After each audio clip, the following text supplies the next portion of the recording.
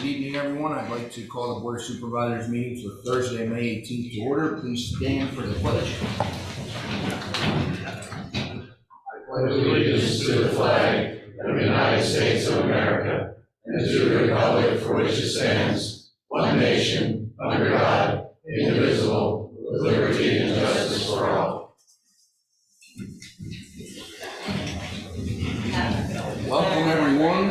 We have a full room. There are a few seats open up front if you'd like to take a seat. We have a few chairs. All right. We had two executive sessions. One was May 15th for personnel. It was a personnel matter, and specific was a township consultant. That went from 7:45 a.m. to 8:20. I'd like to announce RC was not present. We also had another executive session May 18th, which was this evening, 6:30 to 6:40. It's potential litigation, Kimbeck versus East Cocalico Township. At this time, I'd like to get a motion for our meeting minutes for May 4th. I'll make a motion to pass the meeting minutes as presented. I'll second that. Motion and second. All in favor? Aye. Aye. Motion carries. This evening, we have, we'd like to welcome our state rep, Mr. David Zimmerman. He has an announcement for the board and everyone. Yeah, well, thanks, Supervisors, for your work and for the invite. So I got some good news I want to share. But before I do that, some of you know, but my district office is now in Adamstown, right on Route 72, and I see some familiar faces in here. But what happens every 10 years, 2010 and 2020, there's a census. And after the census is done, they try and have House members all have 203 of us throughout Pennsylvania. They try and make sure we have similar numbers of people living in our district. So in this district, we're almost 66,000. 66,000 is the number across Pennsylvania. So the district changed a lot. My office was down in the New Holland area, and now we're up here at Adamstown. So if anyone has any state-related issues or questions, stop at the office. I've got great staff. We're here to serve. We're here to get answers from state government for all of you for whatever the issue might be. So it's good to be here. The good news is that I wasn't, we moved about the end of the year. We moved the office to Adamstown, and real shortly after that, I was getting calls from constituents in the area complaining about 222 being pretty rough, especially the houses that are kind of backed up to it. Some of you know what I'm talking about. So I talked to PennDOT over at Lancaster. Know Keith Reisbach quite well. That's been appointed a new person to head up the maintenance division, and he said, well, we actually have that scheduled for September of this year to do an overlay. And we're not quite at September, so they expedited that and got it going. And then I, the other month, about what's the possibility of adding Colonel Howard Boulevard to that project. And he checked with some of the other superiors there at PennDOT, and he said, they really can't do it. It's too big a project. And so we had a meeting last week, talked to some of those folks, and Monday I get an email that it just can't be done. It's going to have to go through the Domestic Transportation Committee, and it might take quite a while till we get that done. Just yesterday, I get another email. We're going to make it part of this project. So what they're going to do is they're going to do the on-off ramps, the 222 piece, and they're doing Colonel Howard Boulevard from 272 all the way to the front. They're going to do some milling. They're going to cut out some of the the concrete areas that are in pretty bad shape, and they're going to do a whole overlay. So I thought, you guys might want some good news. I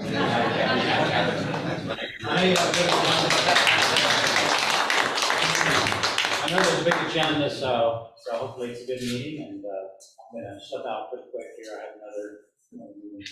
Thanks, guys. Thanks for coming. Thank you, Dave. We appreciate you. Thanks for coming. Yeah, good job, Dave. Thank you.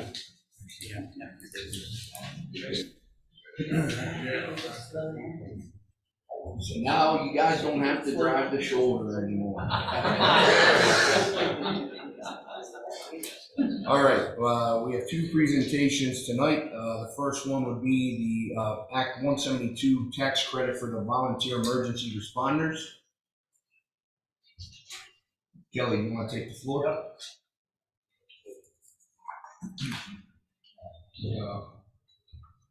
Some of you know me. For those of you that don't, I'm from Reedstown Fire Company. I'm here tonight to discuss the proposal of tax credit benefits to the emergency services that is the government. First off, I just want to go over some of our stats for 2022. This is joint between 3 fire departments and cities Cocalico. So as you can see, the 3 East Cocalico departments are at a total of 526 calls. 473 of them which were in East Cocalico Township. EMS another 1349. Unfortunately, I don't have that breakdown with how many of those were specifically. But the total man hours 8,971, including trainings, fire prevention, community events. And you see the little bold phrase up there is that being on the low end. Why we say that's on the low end is we don't all necessarily track our business meetings. There are several committees that work within the departments. We have membership committee, or fundraising committee. The fundraisers, we don't track necessarily hours of volunteers, fundraiser, or sitting in a meeting, whatever else we might have. That's only getting busier and busier over the years. So I can speak for myself. I joined the fire department back in 2000. As a junior, I did relatively nothing. I showed up on a training night, I watched the fire truck. 23 years later, this is my 3rd event now for this week. Something fire related, so to get in longer. There's more and more time spent on committees, meetings. It's more than just responding to fire calls, EMS calls. So next, for those of you who don't understand what the tax incentives are or what's out there, they've actually been around for quite a while. They got established in 2016 with Act 172, which I believe some of you in the room might be part of that discussion. We talked about it years ago. All the municipalities, all the other fire departments, it was determined it was not worth the amount of work, the real benefit you're going to get back then. So in 2020, Act 91 came out, which moved your tax liability benefit from 20% all the way up to 100%. So as of right now, municipalities are allowed to give 100% of all tax liability to an emergency volunteer. So that's basically eligible to anybody. Firefighter, EMS, fire police, support person, admin person, anybody who's shown up in the fire department giving volunteer time, and not to be confused with paid personnel. So any paid personnel are not eligible for the taxpayer tax. Volunteers. So the goals of this proposal, obviously we want to prevent the need for paid staff in these localities. Volunteer fire service as long as we can. We want to retain our current members, try to attract new volunteers.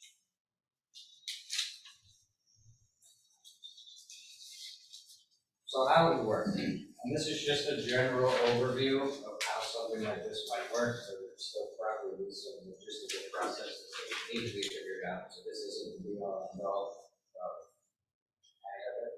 So the earned income credit allows the municipality to allow a set amount of tax credit, and if the tax liability is less than a set amount, the credit would be limited to your total tax liability. So for example, if you were to set a $1,000 tax credit, but said volunteer only has a $400 tax hit, you're capped at that $400. You're not going to get above and beyond what your So the real estate credit allows for up to 100% of the real estate liability that must be in owned and occupied residence by the volunteer.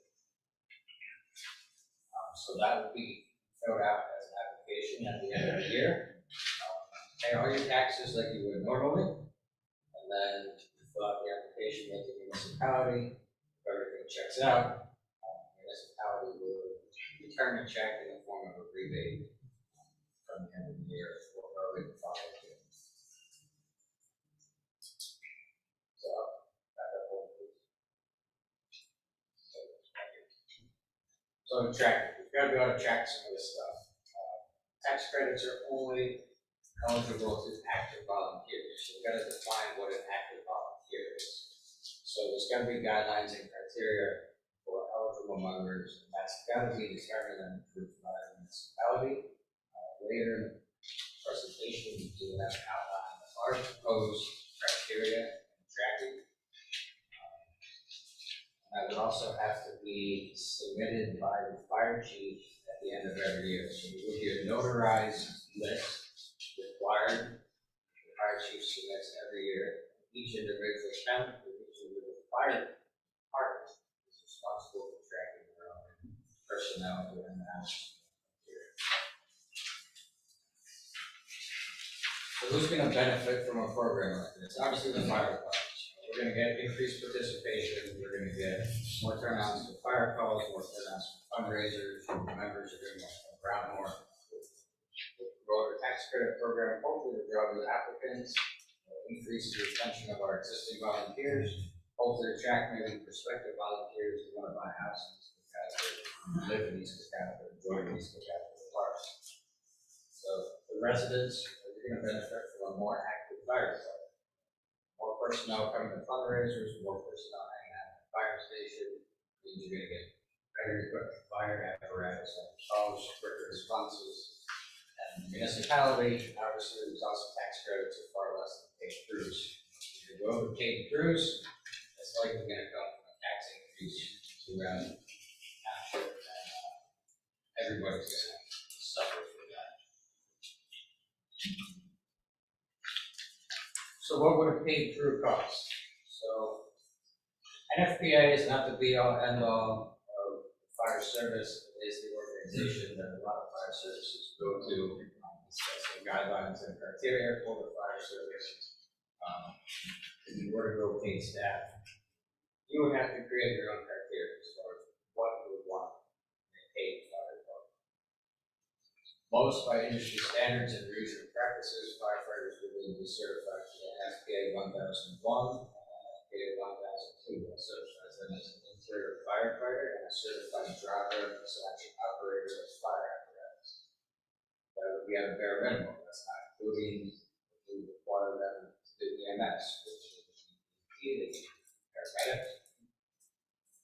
So the average burden of one paid firefighter, this was just averaged out of across the country. Labor benefits insurance is around $100,000 per year per firefighter. So NFPA 1710 is going to require a minimum of 4 firefighters on duty at all times. So if we were to pay the department, the very first driving piece of fire equipment is going to be required to have 4 personnel on that piece of equipment. So we're using a standard 3-shift schedule. That means hiring at a minimum of 12 firefighters, and a bare minimum costing approximately $1.2 million a year. And that only staffs 1 piece of fire apparatus. So now think of how many pieces of fire apparatus you actually have in the township currently, how many you want to have staff. Keep in mind that only addresses the cost of the firefighter itself. That's not the buildings, trucks, that's not the equipment. All that's going to be on top of that cost. So our proposal that we've come up with as a start, so the earned income credit. Volunteers must live in East Cocalico Township. Be a volunteer at an East Cocalico Township Fire Department. And that credit would be 0.5% to 1% up to $500. For those of you wondering about 0.5% of 1%, obviously 0.5% of the earned income goes to the municipality. school district. School from the school district side. Real estate credit, volunteer must live in Cocalico Township, own the property as a primary residence, and that credit includes 100% up to $600. So the big bullet of what it'll cost. So averaging 25 volunteers across the 3 stations, 75 total volunteers, that's a total credit relief of $1,100, that would be $82,500 hit per year. If everybody obtained the max credit. So our proposed criteria for active volunteers. Firefighters must have 30% of all the fire operations and functions, which will include calls, trainings, fire prevention, and any other community events. They also must attend 20% of all of the department's fundraising events. Fire police that must attend 20% of all fire extinguishing events, as well as 20% of fundraising activities. Why the fire police numbers are a little bit lower than the firefighters is the firefighters have more opportunity to attend more events, more calls, more trainings. The fire police might want to attend the calls that we brought. Firefighters have the opportunity to do weekend trainings, like 7 times a month, maybe train with another department. The fire police just don't have the opportunities and the number of events that the firefighters do. The EMS side, the EMS member must volunteer an average of 24 hours per month and attend 20% of all the fundraising activities. And then the support members, which will attend 35% of all fundraising activities.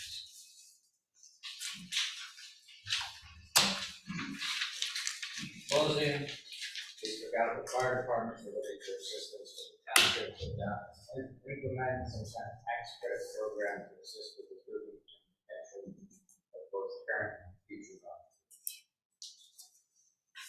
Questions? Any questions from the audience?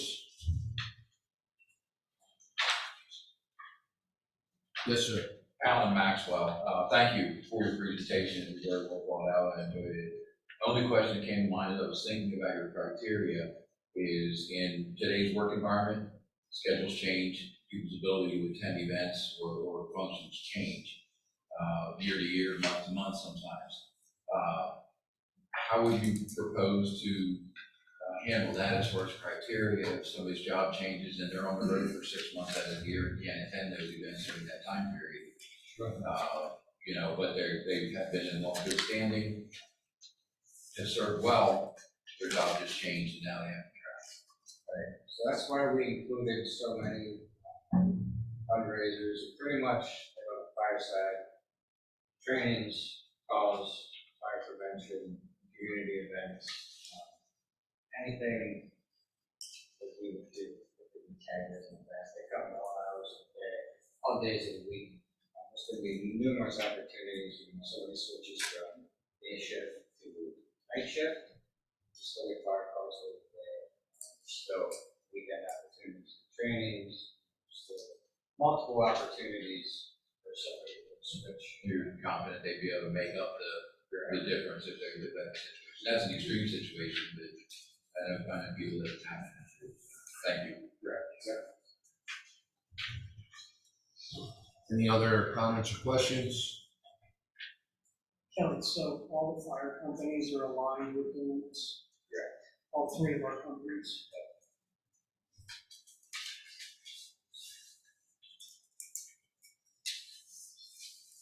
That was one of my questions too. With all your terms and everything, you guys all agreed to this presentation. As far as the information I have, each fire department took this criteria back to their own membership at a business meeting.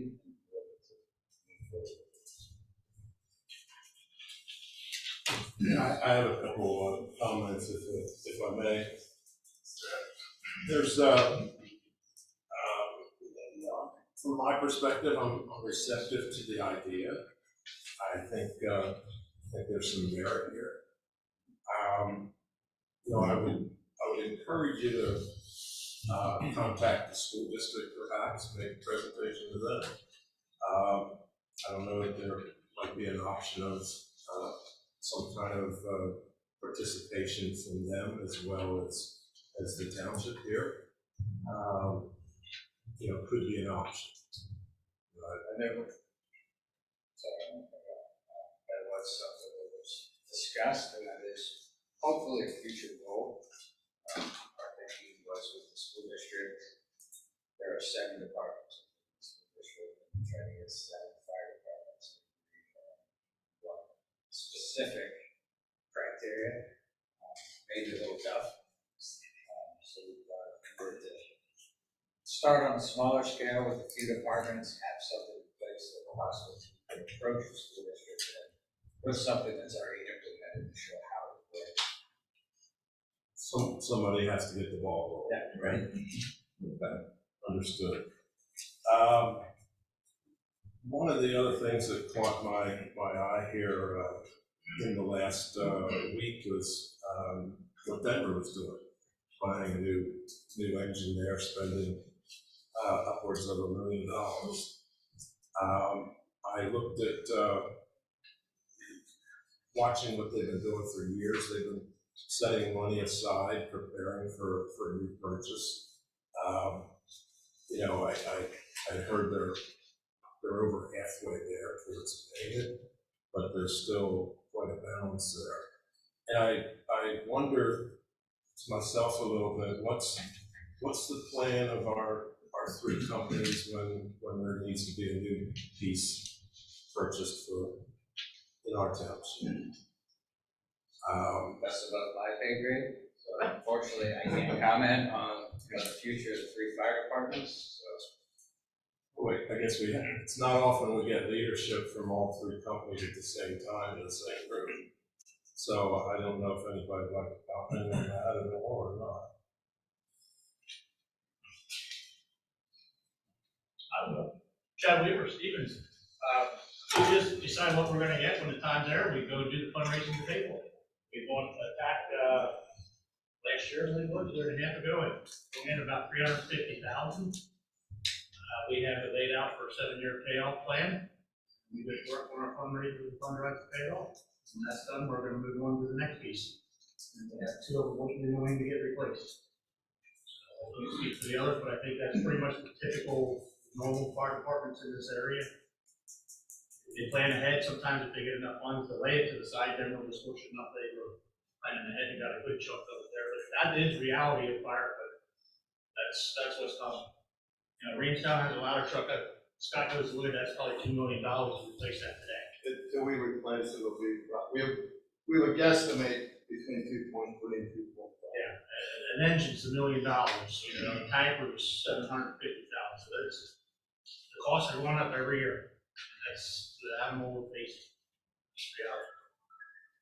Is it time once again to look at some kind of coordinated effort between the 3 companies about laying out firefighting for the future of East Cocalico? I'll answer that on our behalf, Stevens' behalf. We're not interested in that. We've made that clear numerous times over the last 4 years. That has not changed to this day. So we feel we're sufficient enough that the pace we're going to survive for now. Not to say that there won't be a catastrophe tomorrow that will wipe us out. We all have that potential. But I can't speak for the others. Again, he's talking about getting 7 people to agree to do something in the township or in the community. We can't get 3 of us to agree in the township. So we're all different. I'm not sure we as a board would be doing our due diligence without continuing to ask that question. And by all means, if you guys want to put us all into one and pay the $10 million a year to do it, we'll definitely take it. So, that makes our lives easier. We're laying more and more out on our shoulders that we're doing for free, and it's getting tough. Finding the volunteers. So, if you're offered $10 million to put a K force on, we'll close our doors tomorrow. I don't think I was quite going down that road. That's where you're going to go. If you want a township agreement, you're going to have to go that step. That's what it's going to be today, if you ask me. That's what it's going to take. we're not gonna get there tomorrow on our own. I don't believe, and the other two can speak up if they'd like. Unless you guys force the issue, it's not gonna happen on Stevens is that. Comments? But I will comment. Name, That please. is probably, Name, please. Scott Ocky, I'm the fire chief of Williamstown.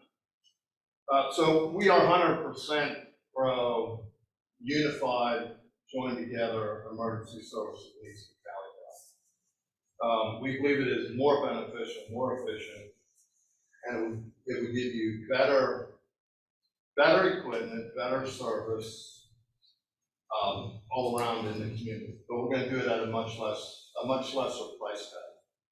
So that's our standpoint. We believe that is the way. We started for that previously. I haven't changed my mind on that at all. I think it's the only way to go. But the township is the entity that's supposed to provide emergency service. And if you guys can't see the need, we can all continue on our own. That's been doing it for 100 and some years now, so we can easily do it. I guess the concern is, with these escalating costs of equipment, where's it gonna come from? Is it time to have a plan in place, moving forward that we're helping stick money away for that purpose? Scott, you gonna jump on that one, or you want me to a little bit? Huh? You want to jump on that one? Well, or- why don't you start? All right, I'll start. Chad Weaver, Stone Fire Company. We've been doing this since, I don't know, Harvey did it long before I started in the 90s. We've come to this township year after year providing information and numbers to have you guys squirrel money away. We did it once or twice that I know of, and it stopped once it was hit the first time. So, I mean, we always talk about it, we always provide the information, we give you the numbers, and that's as far as it ever got. So it will take you guys on your end to step up and say, we're serious about putting money away and prove it. Because all we do is talk about it, we're done with all. So it's actually a waste of time. So until something's ready to go, I think all three of us are in the same boat there. We just assume continue on to do the way we're doing, so you guys are ready to belly up with the checkbook. Honestly, I mean, back in the 90s, it was 150,000 a year. 30 years ago to start this process, you were talking, I don't know, Scott, what do you think today's reality is? 500, 600,000 a year? To keep up with what we have? Yeah. Yeah, it could be close. So, I mean, I'd say that's, it's $250,000 for sure. yeah, so I mean, that's what you're talking to even squirrel away to even think about it. So, I mean, it's up to you guys, So, the money's there. so I have notes obviously written down as well, and obviously this is my second year on the board. One of my big believer, I believe in and tell my kids is save your money, one day you'll need it. That's why I get them a piggy bank,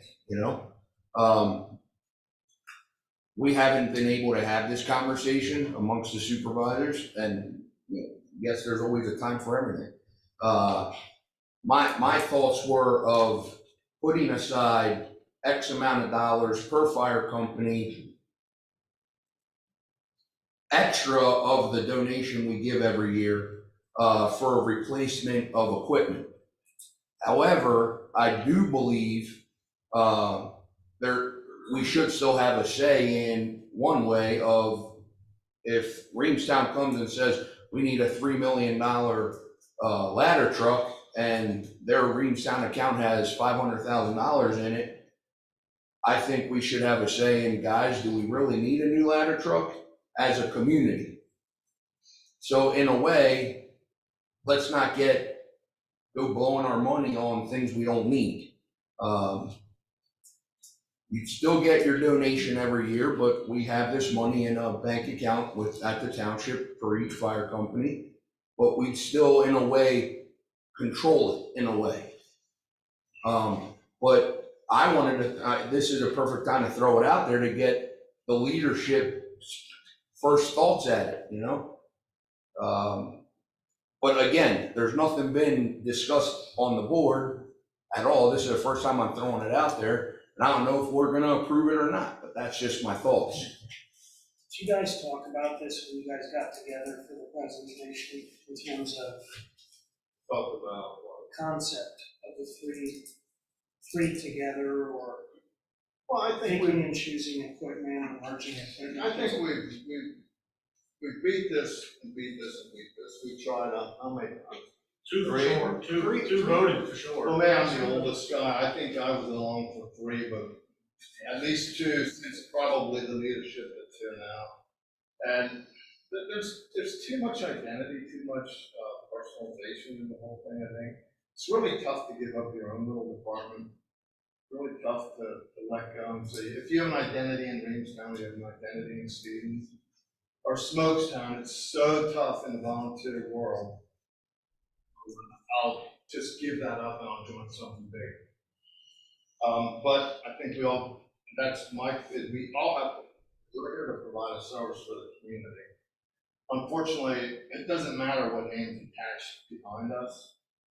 If you're doing this job for the right reason, you're not doing it because you're the fire chief of Reamstown, the fire chief of Stevens, or the fire chief of Smokestown. You're doing it because you care about your community and you don't want to see anybody in your community lose a house, lose a life, lose anything. So, I don't know what else to say. That's where we're at. But I don't think we can bring it together. I don't think, like Chad said, that it's going to come together unless our leaders realize that it is inefficient the way we do business. I would assume the community, if they follow the business of the fire service or any emergency service across the country, you would realize that we are not the most efficient people in the world. We have way too much dollars worth of stuff to do what we do. For the demand on that stuff in the community, we have way too much. I'll be the first to admit that. We're no better than anybody else. We all believe we need our own pump room, we all need our own ladder truck, we all need our own tack unit, we all need our own ambulance. Fact of the matter is, we don't all need each one of those things. We could work together, and I could use Stevens' tack unit, and they could use my ladder truck. You know, just like we use Denver's rescue. That's gonna come. It has to come. We will not afford new equipment. And you asked earlier, what do you do? If you can't afford the new equipment, at least in Reamstown, we don't buy it. Or we buy something used. We don't always know if that used we didn't buy a new fire truck in Reamstown from the 70s until 2004. Every piece we bought from the 70s until 2004 was used because we could not afford or see fit to spend our money on new equipment. We've been rather fortunate since then, and we've replaced everything brand new since 2004. And we now have a truck committee set up to buy or to spec to buy a new engine. And that would now, if we did that, you know, it's $1 million or very close. Probably be delivered sometime in 2026, 2027, depending how long it takes us to decide what stuff we want. And so we hash that all out, but we're not gonna have the equipment. Furthermore, we're gonna burn personnel out that have to raise the money to buy that equipment. So if we replace in Reamstown, I can only speak for over the next 10 years, and every piece that we have gets replaced, we'll have spent about $6 million of money that we've got to raise somehow, selling chicken, running our fire hall, doing things. So we have to raise that money from the community somehow. So you're gonna have to burn the people out, because when I started this business, and I won't tell you when that was, but we ran about 65 fire calls a year. Last year, I think we ran 240.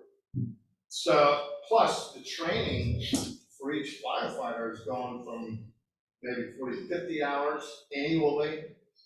The Tuesday night, we all train every Tuesday night.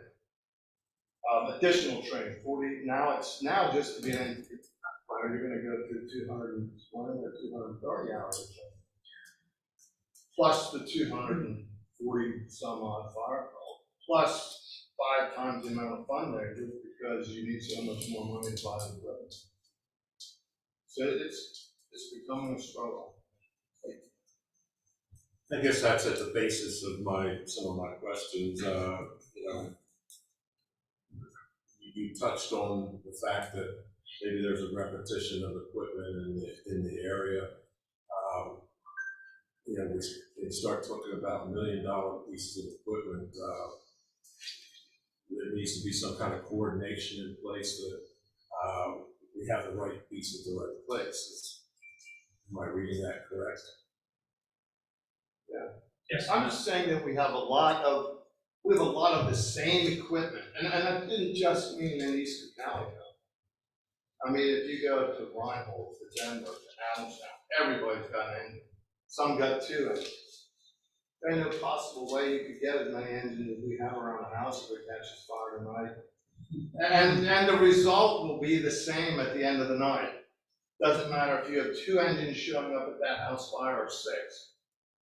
So you can either spend $2 million or you can spend $6 million, and you're going to have the same result. What we lack more than anything is personnel, not equipment. Could I ask this question? Have you seen, and I'm going to call it a consolidation as a generic term, because there are all sorts of examples out there. Have you seen a consolidation that you would point to as a good one, be successful?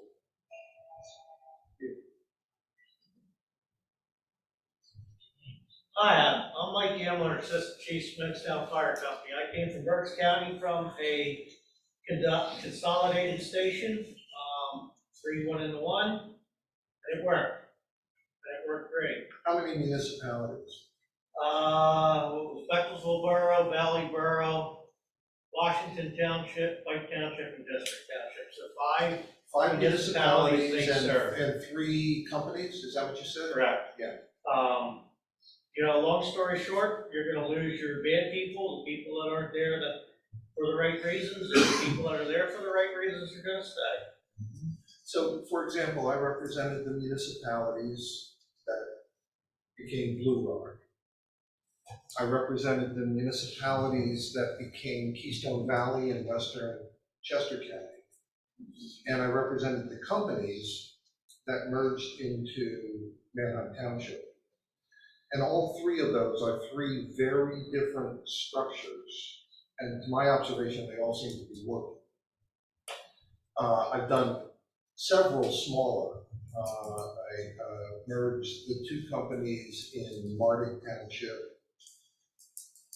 And I'm starting to forget who all else I've represented over the years. And I represent 2 municipalities that fully fund their 1 fire company. And fully is an exaggeration because the fire companies have still retained their independent, nonprofit, 501c3 status, so they do some fundraising. Blue Rock insisted that they still wanted to fundraise at the Tomato Festival in Washington. So Blue Rock is a 501c3 nonprofit merged fire company, 3 fire companies merged into 1, contracted to a municipal entity that is an intermunicipal contracted entity between Manor Township and Millersville Borough. Keystone Valley is 5 municipalities, and I think they're now up to 6 or 7 companies that merged into that department. Manheim Township is 3 departments that merged into a public department, but with paid personnel, live-ins, and volunteers still staffing. There's all sorts of models if you want to start a conversation. I guess it was several years ago, we looked at the idea of a facilitator to help work both the leadership of all 3 companies as well as the board through a process of setting up a long-range plan for the township. for fire services. That was never moved forward. We had money budgeted for that for several years. There's nothing in this year's budget, but it doesn't mean that something couldn't be reappropriated if the leadership would like to move forward. And I'm just throwing it out there, but maybe 2 companies working together. If 3 isn't impossible, 2 is better than nothing. It's just a comment. I think I made Stevens' point very blunt. We've done it for 5 years, so, and we've told the other 2, by all means, if they want to, go right ahead, so. I don't know how to be more blunt than that.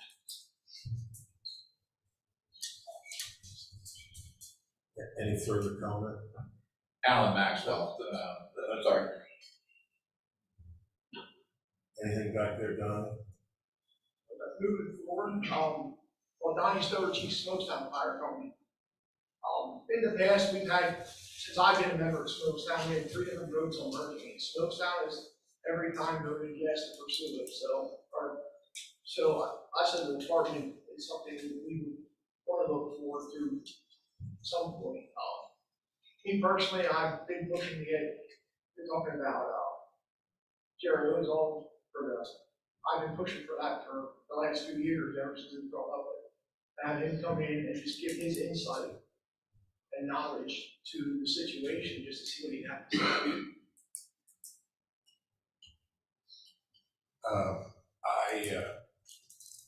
I see a need here. I hear that from all 3 companies when there's a presentation like this about looking for ways to keep volunteers in place. But I think we need a long-range plan for where this is at, and the need of the equipment, whether there's too much in certain places. I think we need that evaluation at some point. So, yeah, how about this? Here we go. In 2 weeks, we're at one of the fire companies, and as long as we're still invited. His rings sound good. Yes, so. The doors are unlocked when you get there.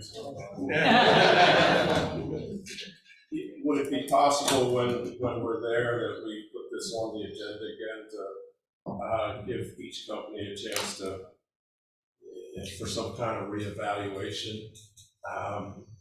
if it's worthwhile to go ahead with the facilitator or not?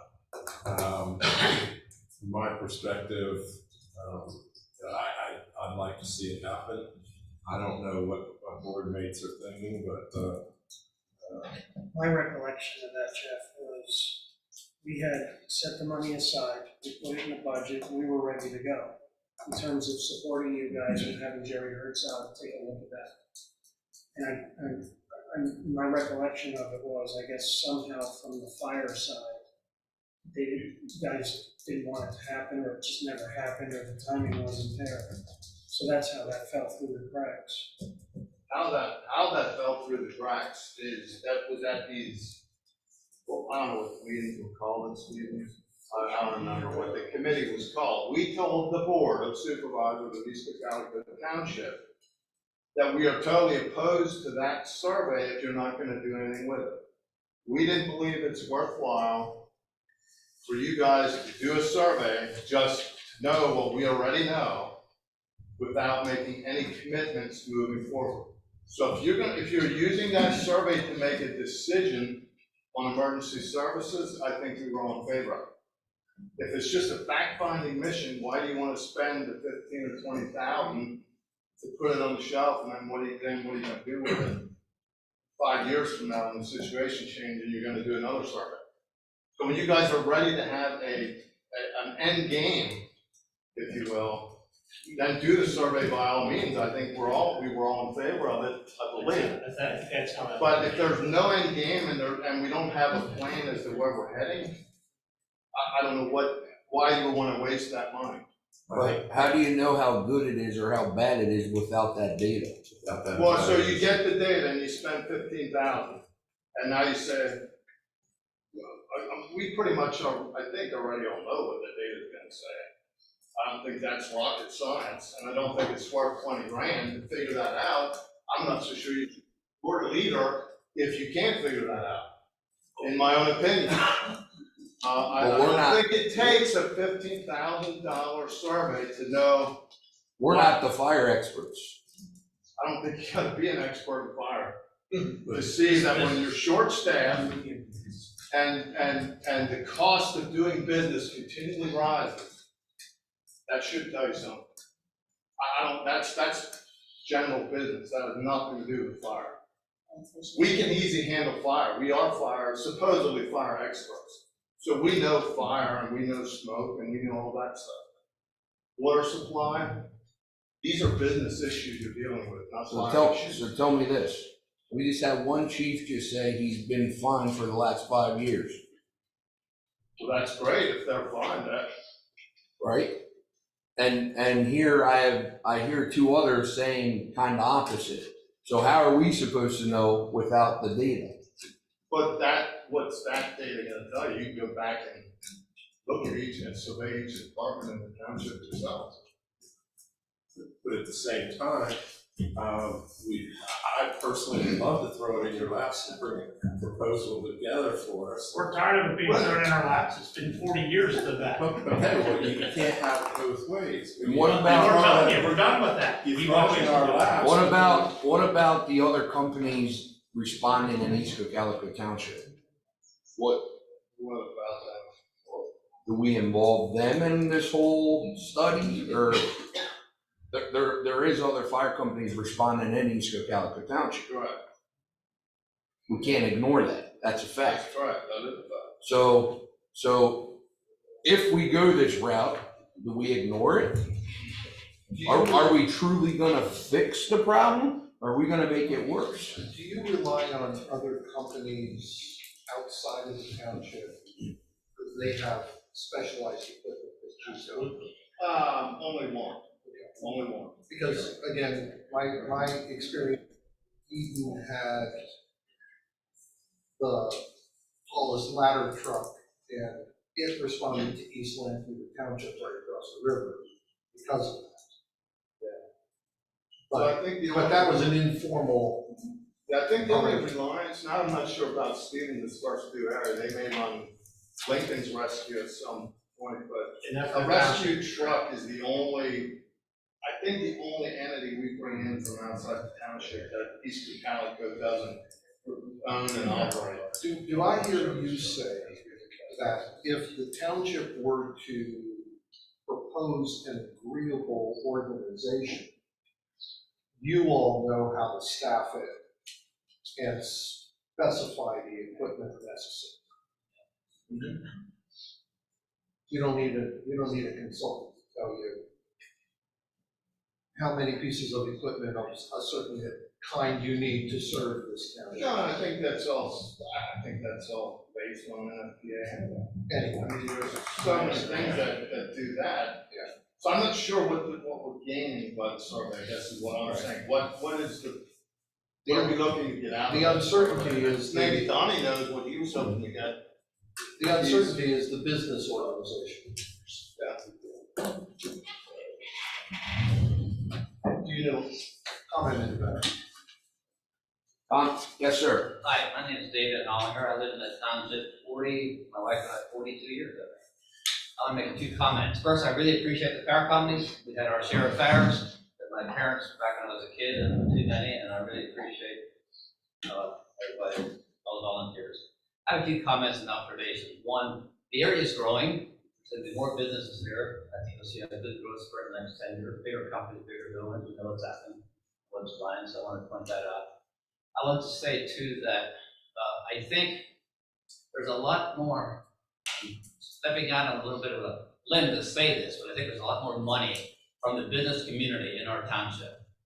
And I think what that takes to recruit that or to bring that out is a good plan, a good organization, whatever you do, how you join or how you don't do it, how you work together. I mean, you fight your fires together, so how can you work together beyond that? That's another question.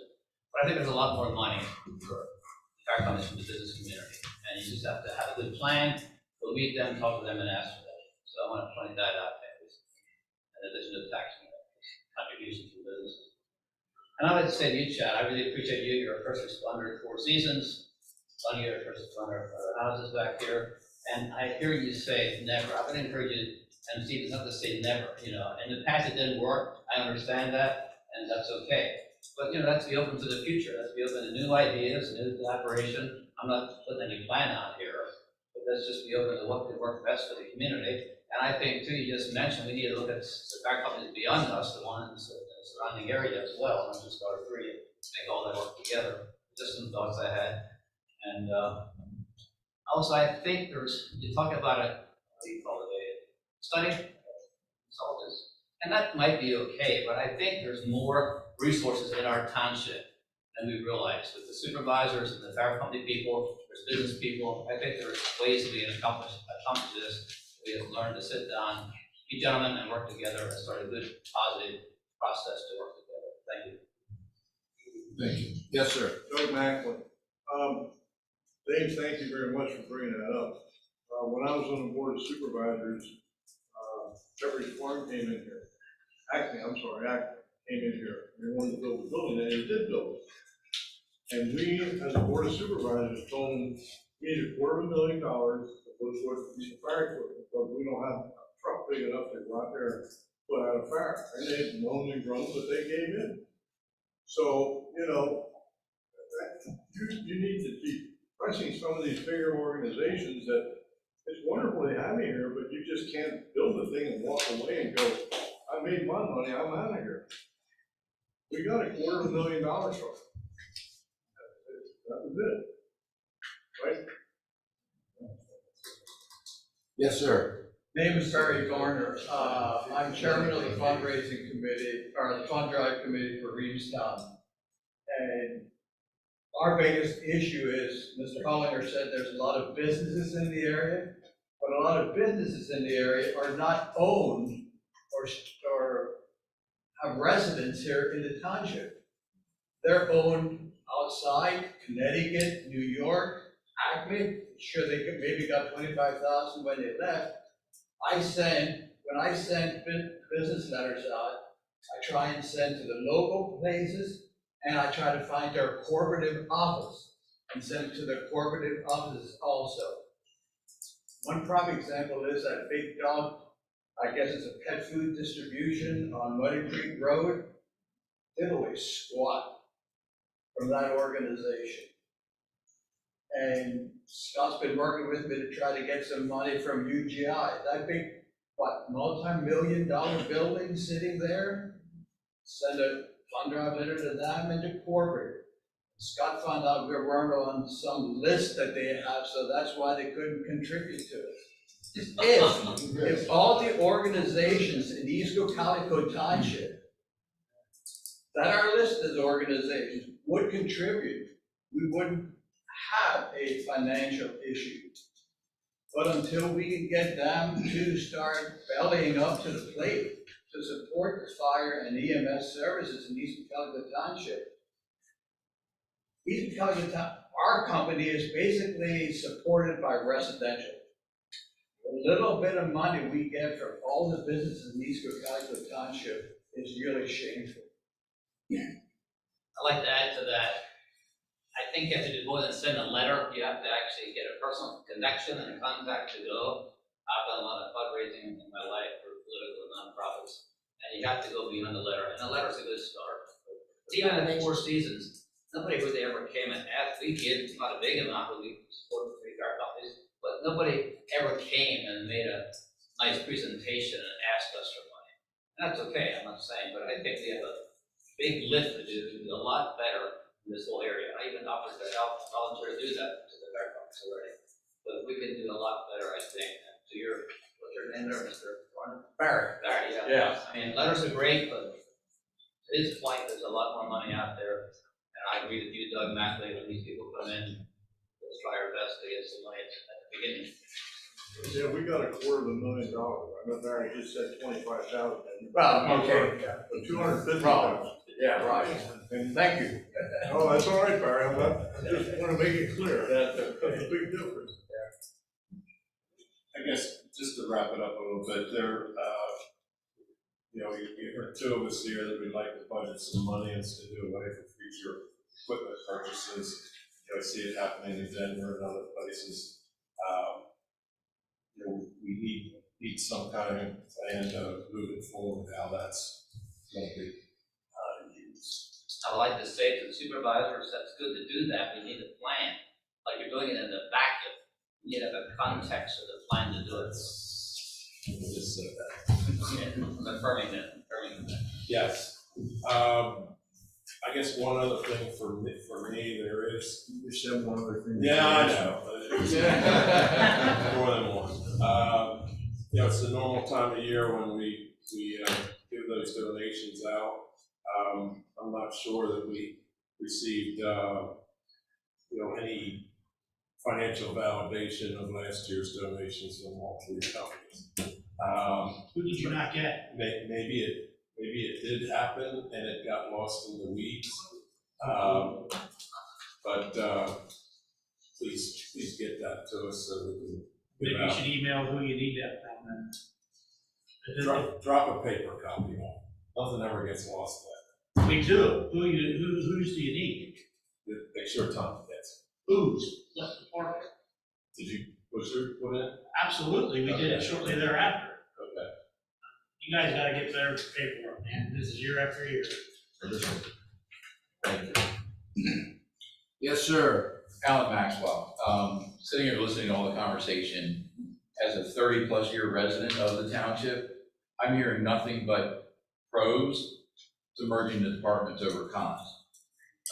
We're all adults. There's no reason we can't all sit down, each fire department choose a couple of people to be representative and sit down with the board of supervisors and with Matt and work on a plan together.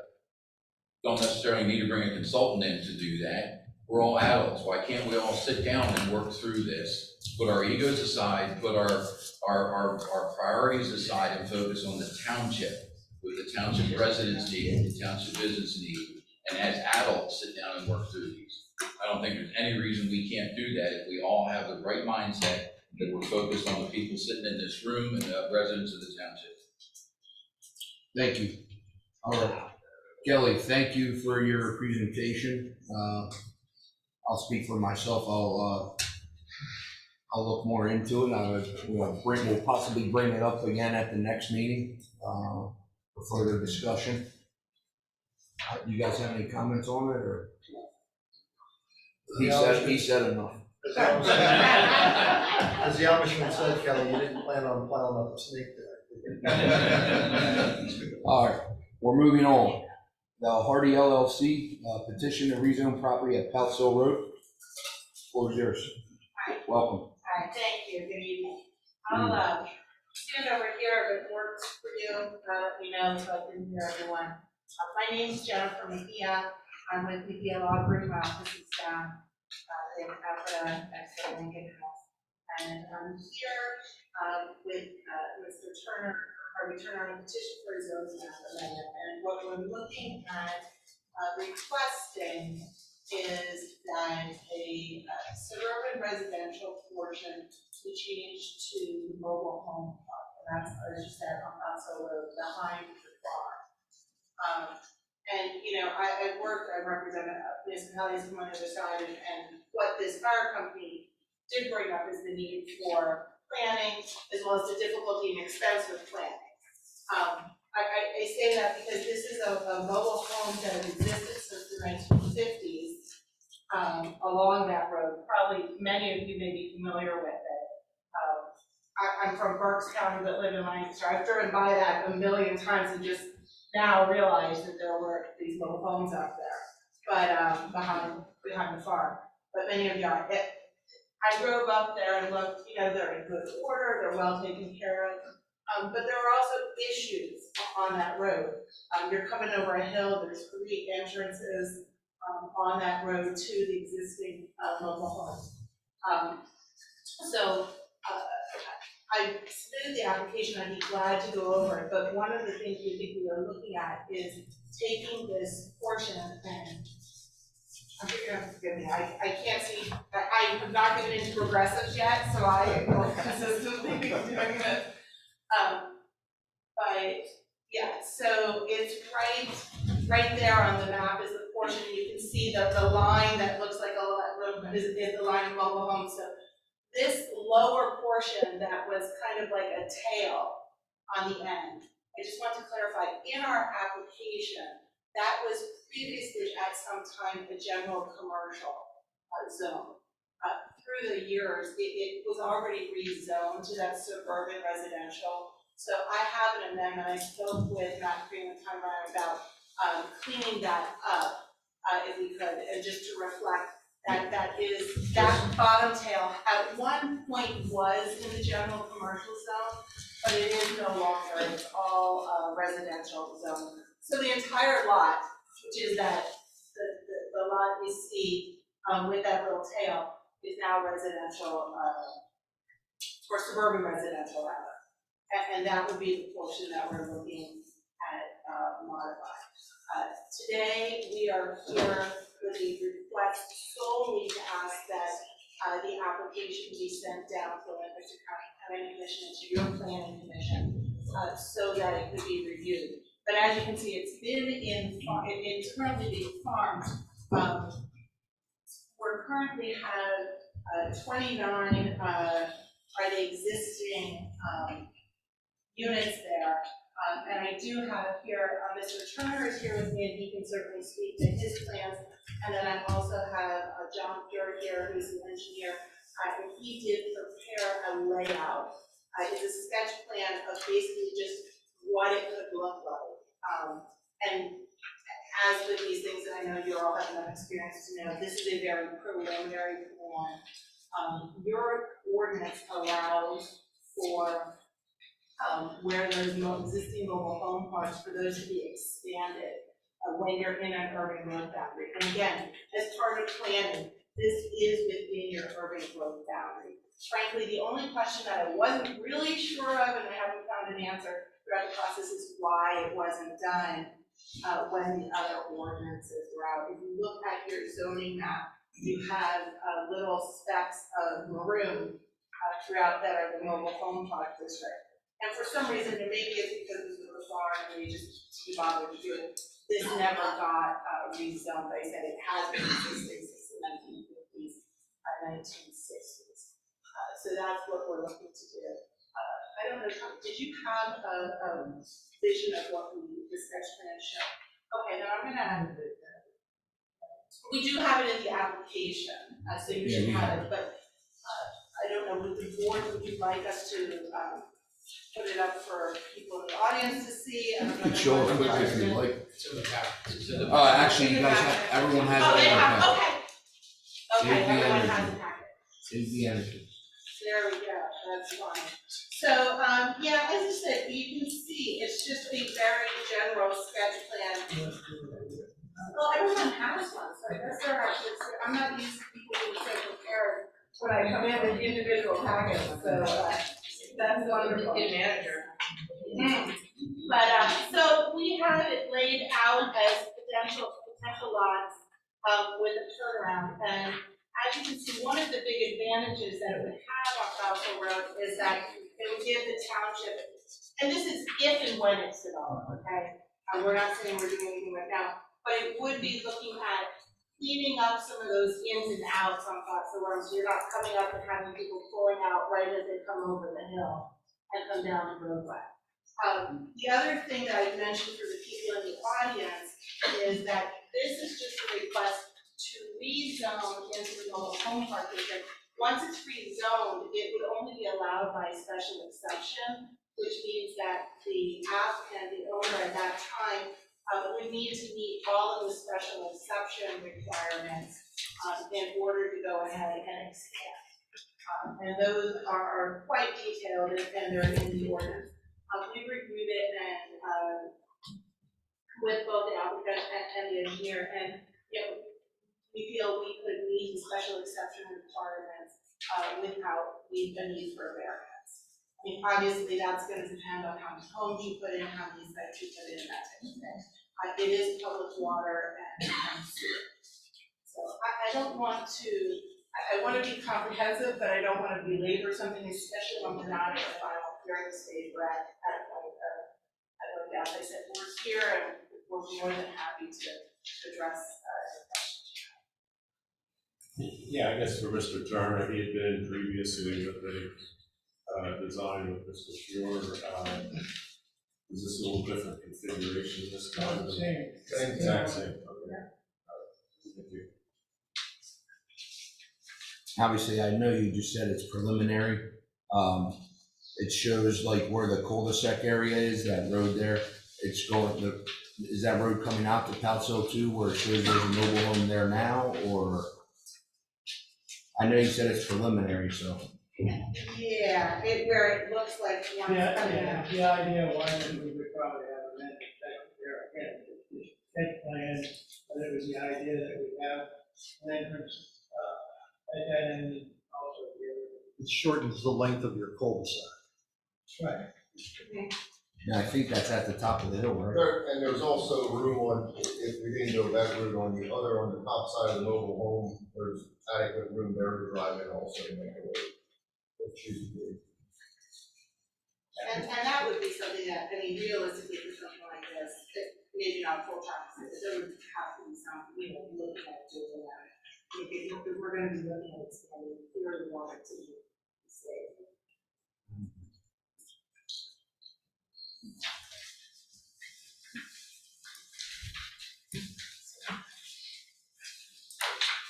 More traffic on that road, I'm sure that road will need some help too. The nice thing is that you are providing residential, something that could be affordable. Again, the one, I don't presume that there haven't been any problems, but I certainly did look at it, and see whether it seems, to be well maintained, people are there well maintained. And I'm sure that's certainly, my client's intention. And, with modular homes and things now, it's, something to look at in the future. So, and it is hooked up to, public water and sewer. So, and the nice thing is when you're doing this and doing a cul-de-sac or thing for a residential, you're not gonna have the type of, a traffic pattern that where everyone's leaving a church or a school or something all at the same time. So hopefully it would be over, spread out a little bit more.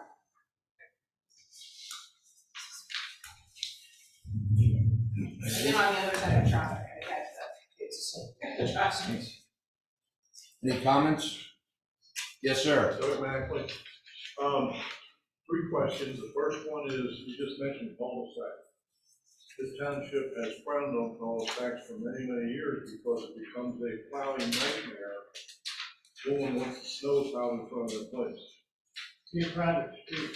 So that's one question. The second and third question are, it hasn't been mentioned that the Lancaster County Planning Commission will look at this now. They're just advisory, and I know that because we have our own planning commission. But they'll get to see this as well as their own planning commission and give recommendations. Correct. That wasn't mentioned. That's the only reason I brought it up. That's actually our request, so.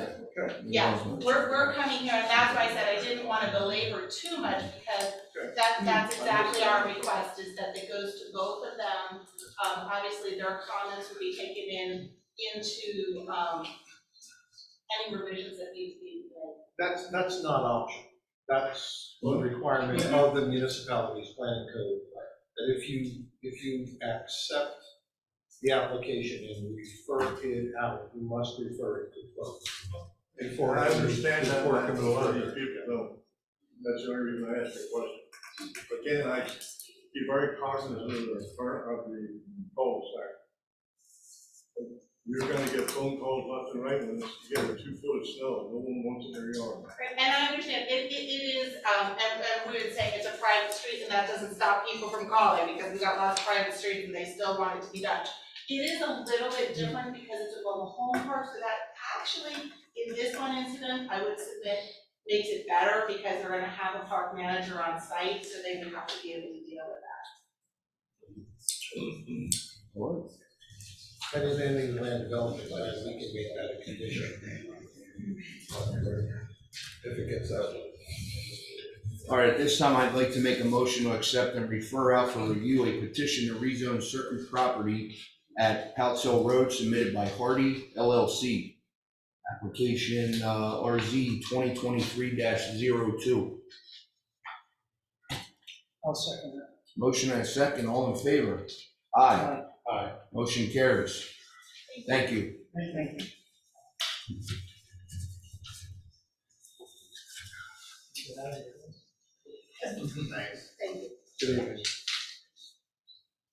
At this time, I'd like to get a motion to amend the agenda to add a appointment of a alternate engineer. I'll make that motion. I'll second that.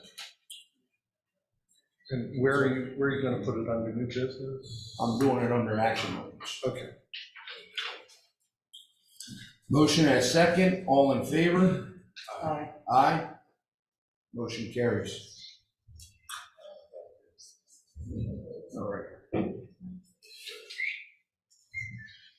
So at this time, I'd like to read a letter. Okay, go ahead. I'll wait. At this time, I'd like to read a letter we received from our engineering firm, Becker Engineering. We received this letter May 12th, 2023. It says, termination of representation. Dear Board of Supervisors, as the owner of Becker Engineering LLC, quote Becker, I am issuing this correspondence to notify the East Cocalico Township Board of Supervisors that effective immediately, we are terminating our employment relationship with the township. From our perspective, we have professionally represented the township in the most cost-effective and efficient way possible for more than 18 years. However, as a result of recent township personnel actions and comments, we must now terminate that representation. We understand that the abrupt transitioning of all current projects to a new land planning engineer has challenges. As a result, we will be open to discussing an approach to complete a timely transition to the new appointed professional, so the township can attempt to keep current active project moving forward. Any future participation by our firm would be under the following non-negotiable conditions.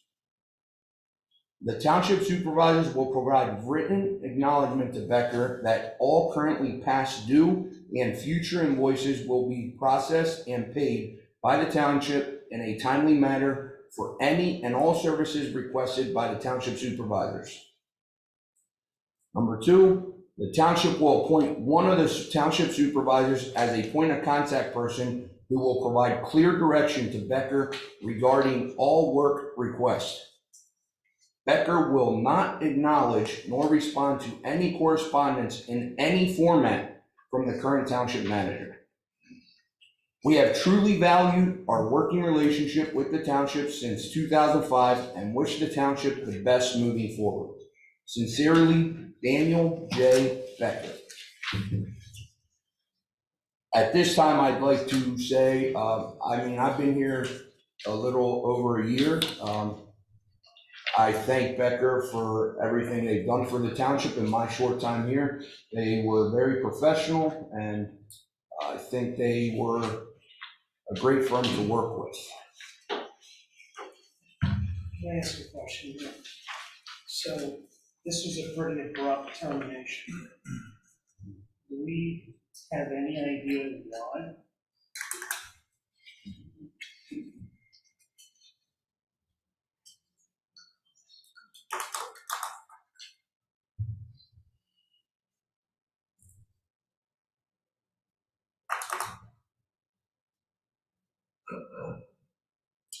I received the letter just like you. I'm reading the letter. Because if we have to change something or improve it upon it, it'd be nice to have a root cause analysis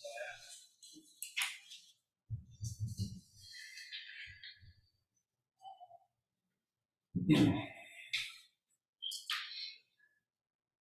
I'd just like to thank Becker for all their professional time they put in and the good work they've done over the years. I'd just like to make one clarification. Choice of words sometimes aren't precise.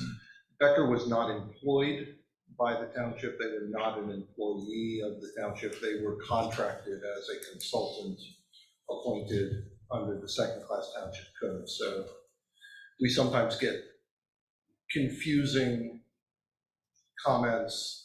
They were not employees. They were contracted consultants, just as I am.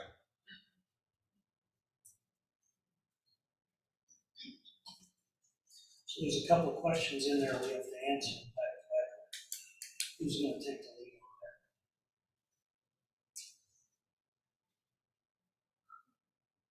on that? I suggest we cut ties permanently and move on to the next action item to appoint Technicon as our interim engineer for East Cocalico Township.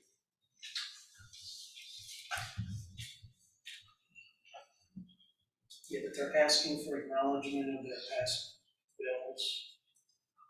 But They're asking to talk to a supervisor moving forward for any other projects that we're not doing there. Their bills will get paid in a timely fashion. We are not going to discuss any projects with them because we are moving on. That's my wish. And I'm looking into any of the unpaid bills that are being referred to. So we'll have that answer for that. Okay, so you're answering my question, Jeff. So there will be an answer provided back to them the way they're requesting in the letter about their invoices. If there's unpaid bills, correct. Okay, so will you take the lead on that? I will be checking into any unpaid bills. And we'll let council take care of it moving forward to close this out. I can correspond with them, ask for a list of open files with brief description of the status and assure them that their final invoices will be paid in the usual course. It's not uncommon that there'll be some charges for the work necessary to create the transition. I can manage that for you if that's what you need. This is my personal opinion. I don't think one of us three board members should be in contact regarding any projects or invoices. And it's clearly stated that that's what he wants, is for one of us to be engaged there. But just to make sure the board is getting all the same information, I'd like to see possibly Tommy could have our financial administrator pull together the balance that we owe them, and then you can do the communications. That's what I'd like to see. You guys have a different plan? No, I'm fine with it. I just, out of a respect for an 18-year Correct. subcontractor, I'd like to answer those questions. So that we answer those questions and wrap. And again, on your behalf, if you direct me, I can give you all the appropriate assurances that we'll do what you expect we'll do. It's when the bills come in, they'll be paid. Yes, sir. Doug Mack. I'm dumbfounded. We just got fired. The township got fired. Basically what happens, you can spin it any way you want. Matt said, we're not employees, they're not our employee, we're their employee. And we just got fired. What in the H did you guys screw up? What did you sit up there like a bunch of dunces, you don't answer questions, what did you screw up? That happened, 18 years these guys have been here. They've gone through thick and thin, they've done wonderful work, and they fired us. Do you understand what that means? Do you understand the ramifications that sends throughout the county of Lancaster? I don't think you do. I'm looking at all three of you, and like you're in the headlights. You don't understand. How are you gonna appoint Technicon? You just said you don't want any more correspondence with Becker Engineering. Who's gonna correspond? This Harvey guy that just left here, he has plans that Becker's gonna look at, or has looked at. They're gonna fall straight through the floor. So there's nobody to move that stuff forward. You just announced it. That's your assumption. No, it isn't my assumption. You said it. Don't give me that crap. You said it. I said what? We're moving forward. We are. We're cutting ties with Becker. We are. Absolutely you are, and I'm saying. And the more questions you guys ask, Yeah, the worse it is for our township. no, it isn't. Because we don't need to answer No. to every single question. Yes, you do. We do not. Okay, we'll find that. Thank you. No, I'm not done yet. You still owe us an answer. What happened? I don't have a I know, comment for you. your favorite word, Lorenzo, is no comment. Correct. That's all you know. It's an answer. It's not an answer. It is an It's answer. a cop-out. It's 2 words, no comment. Cop-out. You guys got anything to say? I don't know what happened. Thank you, No Rusty. idea. At least you're willing to speak up. David Hollinger, I have a question, for the people who have projects, I have one. This company you mentioned, are they, be filling in as the engineer? We have not appointed anyone at this time. Okay, We haven't got there yet. okay, fine. If the vote passes, your question's valid. At this time, we don't have an engineer right now. You mentioned But technical. I did, but we did not make a motion. I think it's worth explaining that Technicon currently serves as the code administrator and the zoning officer for the township. So they have and reviewed all pending plans. I was gonna get to that. What we were thinking. That was the next step. Yeah.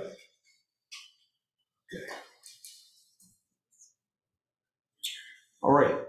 So as Mr. Crean just announced, Technicon is our zoning officer, and they currently are contracted services through the township, and they offered to step in as an interim. They sent us a PFS with all their fees, and the township manager, and I think the public as well, has it in their packet. It's separate from the packet. I don't know if the board, I read through it, I don't know if you guys did, if you guys have any thoughts. It's obvious we have a lot going on. We need to put someone in place as January 3rd at a reorg meeting. Our backup engineer was Ritu.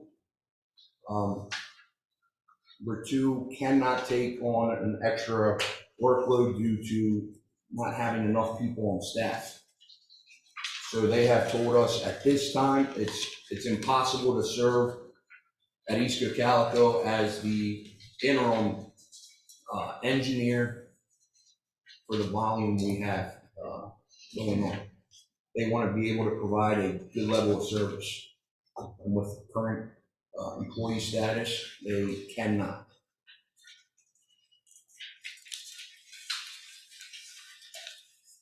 Yeah, at this time, it makes sense on an interim basis to hire Technicon for short term until this new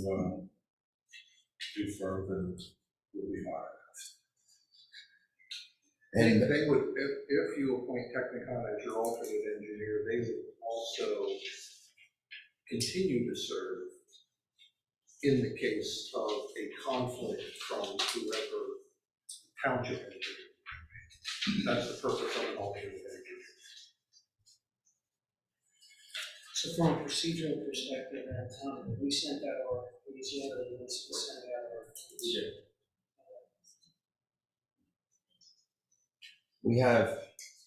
we have 9 different engineering firms that expressed interest to work in East Cocalico Township. 9.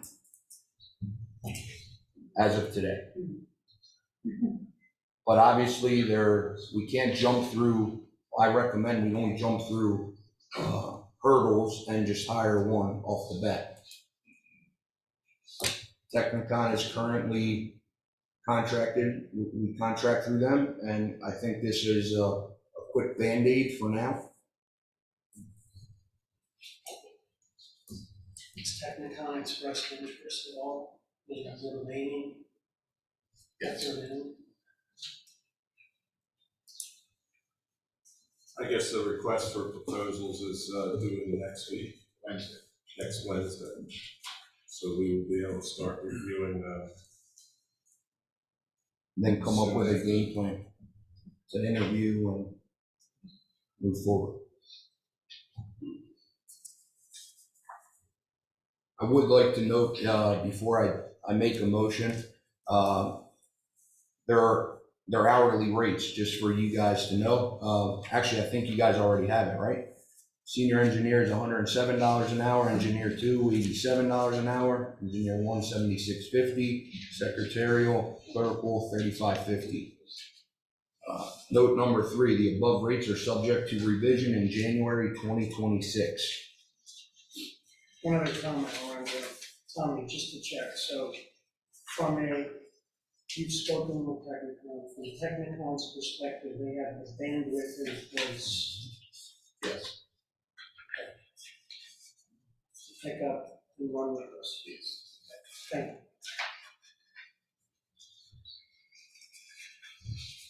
And our main contact engineer for your email today, Michael Reiner, correct? It is me. Yeah, Vice President of Technicon Enterprise. And he was here, a meeting or several meetings ago to introduce himself as. When we transitioned code administration and zoning. Yep. Earlier in the year. So he was in the. So at this time, I'd like to make a motion to have Technicon Enterprises as our interim engineer. Alternate engineer. I'll second that. Motion and a second. All in favor? Aye. Motion carries. And also as a part of Dan's request, his letter is part of the packet and the permanent record of his name. Yes, and it was also read. It's on YouTube forever.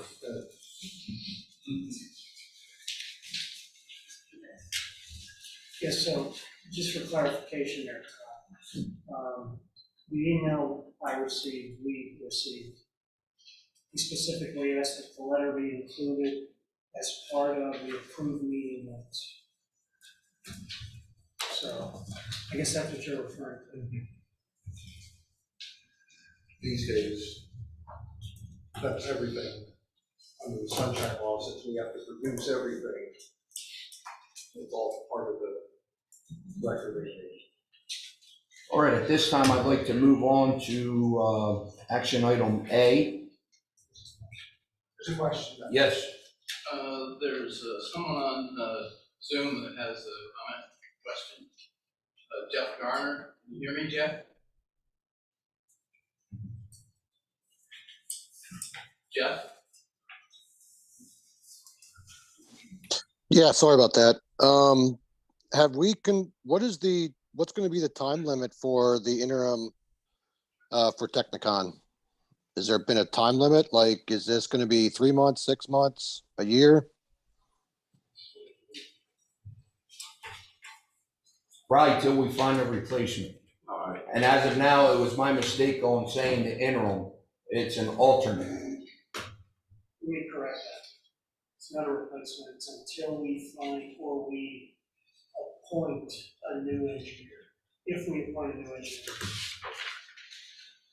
Matthew, correct me if I'm wrong, an alternate can be there So forever. So under the second-class township code, the engineer serves at the pleasure of the board. And the board is permitted to appoint an alternate engineer, again, typically for reasons of avoiding conflict of interest. So the appointees as engineer or alternate engineer serve until the board changes the appointment. And typically, we reappoint at at each reorg meeting, but that doesn't mean that you can't act on an interim basis. Use that word again. You can't act, during the course of the year as needed. It need not just be one alternate, there can be two. There can be. I guess to answer your question, though, they can be there till the end of the year. Correct. And reappointed next year. And reappointed next year. All right. Moving on to public hearing, Matt, with the stop signs. So members of the board, we have two public hearings tonight. Members of the public present, you've heard me describe public hearings before. They're called hearings, but they're not hearings in the sense of the hearings that our zoning hearing board holds. They are an opportunity for the board to consider, in the case of the stop signs, an ordinance, and later with the CBDG grants resolutions. And any testimony is in the form of public comment suggesting to the board how you think the board should act, either in favor of adoption or against adoption of the ordinance or resolution. We're going to take them one at a time. And this is consideration of ordinance 2023-02 regarding stop signs. Tommy, do you want to talk about that? The township recently took inventory of existing stop signs throughout the community, noted that there were several, actually approximately 230, that had yet to be codified, and the ordinance might properly codify those locations in the township code. So we're also correcting the designation of two streets. Yeah, there are two typos that are corrected, and one stop sign that is listed that does not exist in speak. And then the exhibit A lists stop signs 1 through 229. Correct. Members of the board, do you have any questions on what we're doing or why we're doing it? Members of the public. Any comments? Yes, ma'am. I've seen that, but are you referring to Auburn Circle as a mission? You're on the, isn't that the stop sign? Circle. Section 1A, Auburn Circle? Yes. Where's that at? Where is, sorry? Where's Auburn Circle in East Cocalico Township? I've lived here my whole life and I'm not aware of it, unless it's in one of the newest developments. I did, however, live on Audubon Circle for 10 years. And we'll look at that.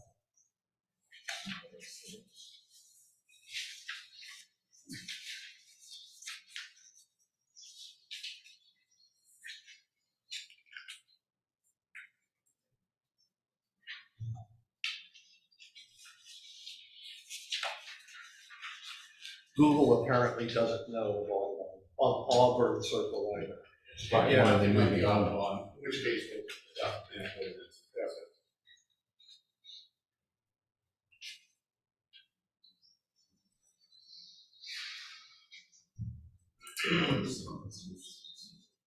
Any other comments or questions?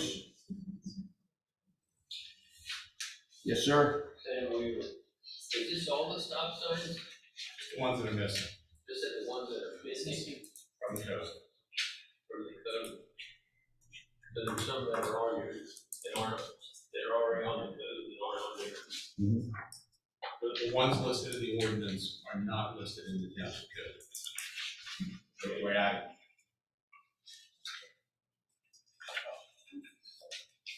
Any other questions? Yes, ma'am? My question is, are you adding stop signs? Is that what you're doing? I don't understand this. No, you're not adding new stop signs.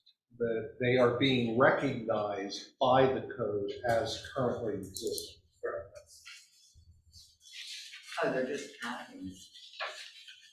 When you install a stop sign, you're required to amend the code to include the location of the code. Over the years, the township did not do that. We're doing that now. But you're gonna check if that is part of it. Correct. The, similar to recently, you updated the zoning map to account for all of the things that occurred since the zoning map was last printed. This is similar to that. We're not creating any new stop signs or control intersections. We're just now accounting for them.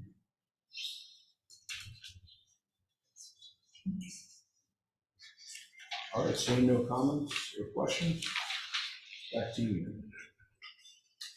So we'll entertain a motion to close the hearing. I'll make a motion. I'll second. Motion and a second. All in favor? Aye. Motion carries. So members of the board, as is similar to all of our public hearings, this has been advertised such that you may consider adoption of this ordinance this evening or at some subsequent public meeting that occurs within 60 days of this evening. All right, this time I'd like to adopt ordinance 2023-02 to codify stop sign locations. Ordinance number 2023-02. I'll second that. With that Correction. correction to Auburn Circle to Audubon Circle, if that's the case, Yeah, if necessary. if necessary. And that would allow essentially an edit of a typographical error that doesn't affect the substance of the ordinance. Okay, and I second. Motion and second, all in favor? Aye. Aye. Motion carries. So members of the board, we have our second public meeting, community development block grant for Wabash Landing Park. And we have two resolutions that are under consideration. What's that? Oh, just one, I'm sorry. The next resolution is not part of this hearing. Resolution 2023-07, Community Development Block Grant, Wabash Landing Park. Again, typically we don't hold a hearing for consideration of a resolution, but the requirements of the CDBG grant process require a public hearing in the case of this particular type of resolution.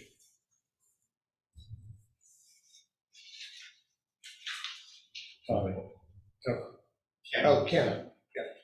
Yes. Were you gonna talk about it, Tommy? I gave you the PDF file. I have it up here, so you can take the lead. Okay.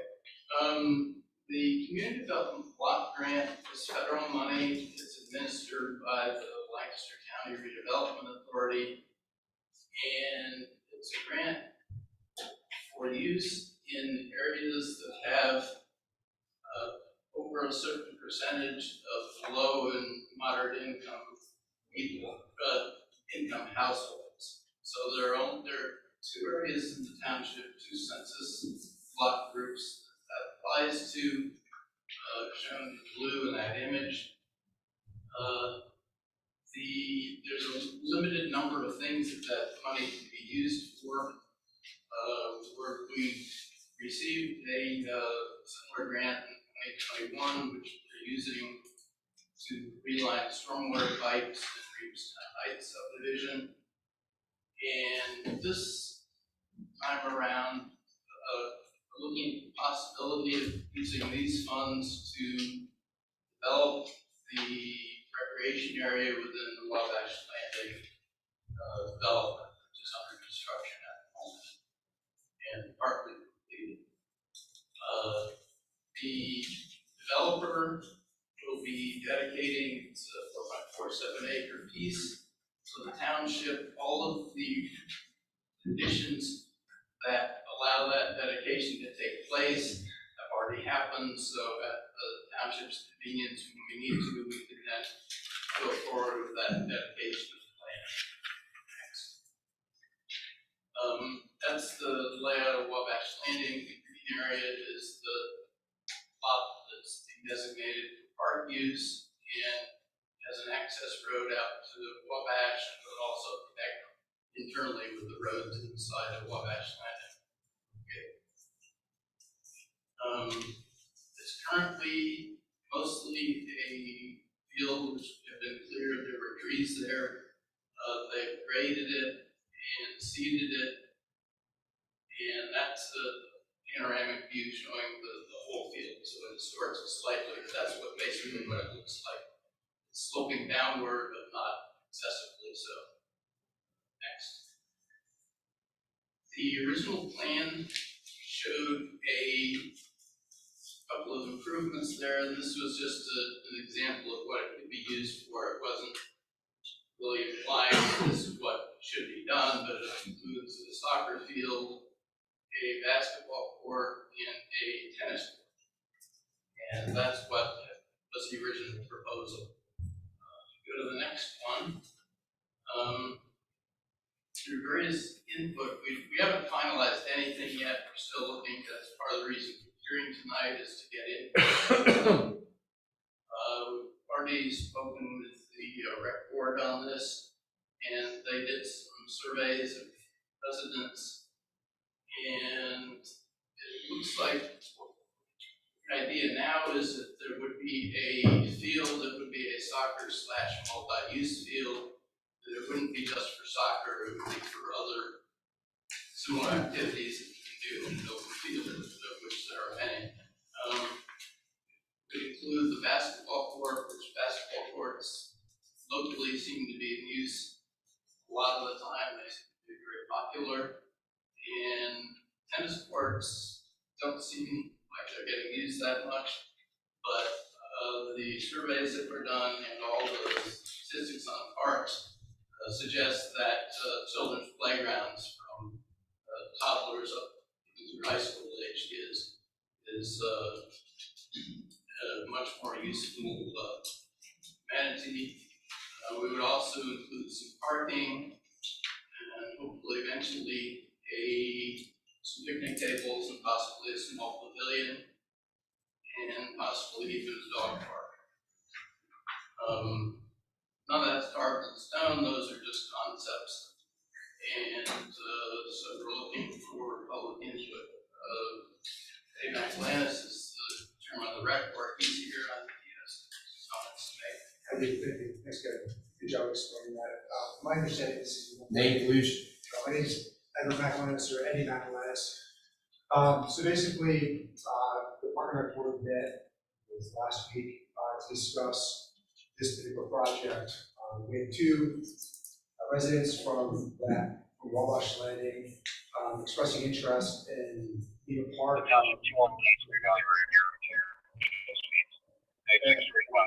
what they were doing is they were taking a survey of all the local residents. And the survey actually turned out pretty good, better than we ever had the survey when we surveyed all the residents. So what they do, we got replicate. But one of the top fives that we're looking for is a playground. Actually, it was 129 votes. So each person had probably 3 votes to choose. And so there was quite a bit of a turnout, which was awesome. So I thank Kim and Kate for spending their lovely weekend speaking to the other residents within the community. Playground is the one thing that they did express a significant amount of interest in, followed by a dog park. They like this little idea called a little free library where children can take a book and receive a book, and it really builds a great camaraderie within the community. Also, we talk about a community garden. I think that's something to look into as well, because sometimes moving towards that direction, being more self-sufficient. Multi-source sports fields, and there were a couple of things that they also asked for that we're in progress of doing, like food bags for all the parks, so that way it makes it a little easier for everybody.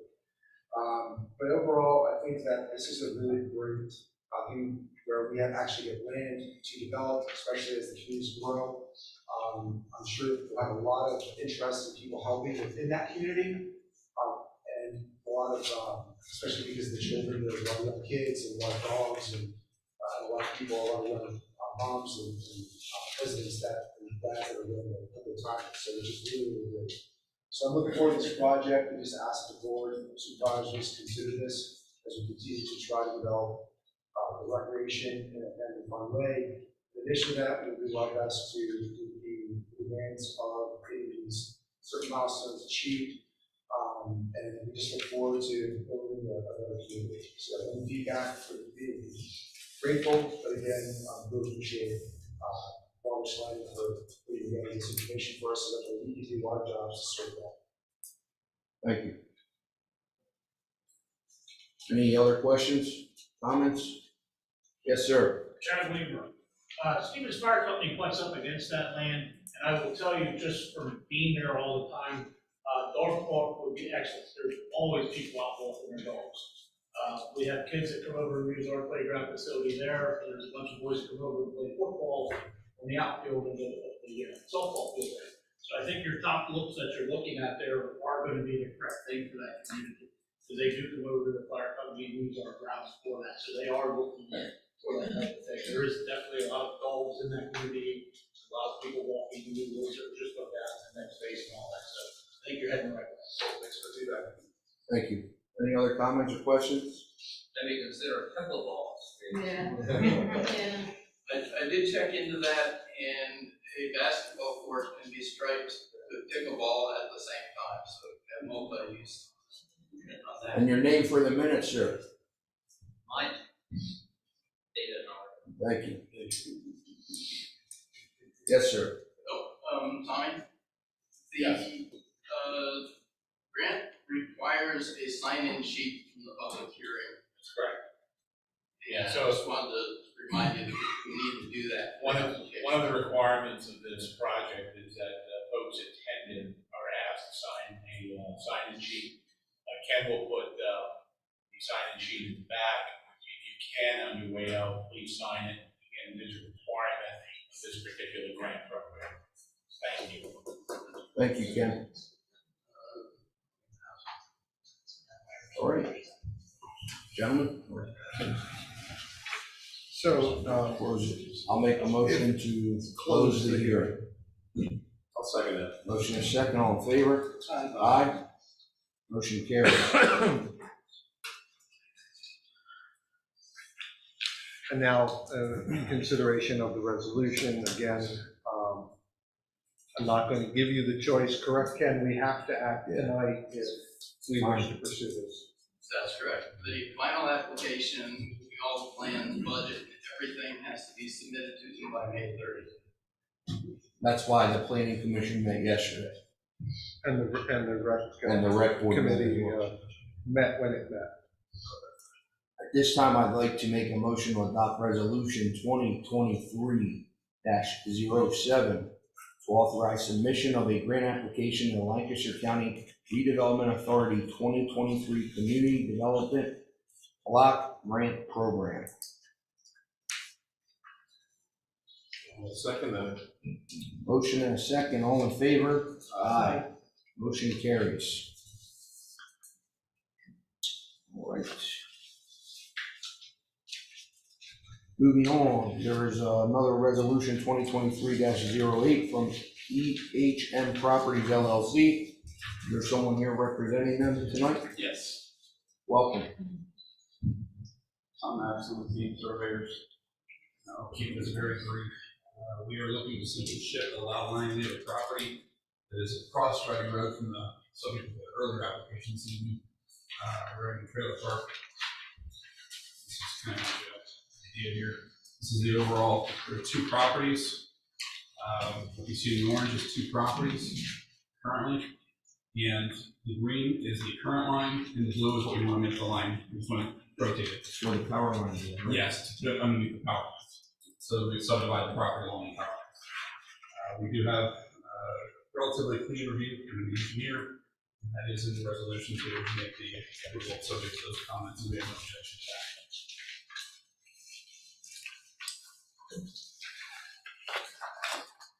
So members of the board, perhaps Tommy wants to comment on this, but what you're seeing tonight for consideration is a new format for approving land development plans. Previously, you would do it by motion, and then we would prepare a letter to go to the applicant. And Tommy has suggested, and we will be implementing this as we go forward in a standard format, in the form of a resolution that contains all of the conditions, a place for acceptance of those conditions, etc. It's all part of it. Correct. And then it's becomes again part of the official record in the form of a resolution. Any comments or questions? No. All right, this time I'd like to make a motion to adopt resolution 2023-08, grant final approval of a lot annexation plan for EHM Properties LLC. I'll second that. Motion is second, all in favor? Aye. Aye. Motion carries. Thank you. Thank you very much. Have a good night.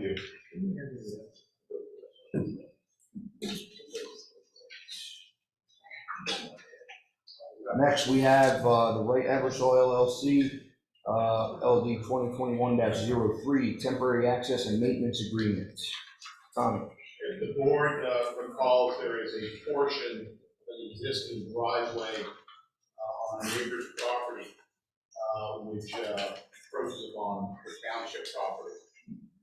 This is the driveway that did provide access to several neighbors to the north. Those neighbors are now taking access to the Headwoods development.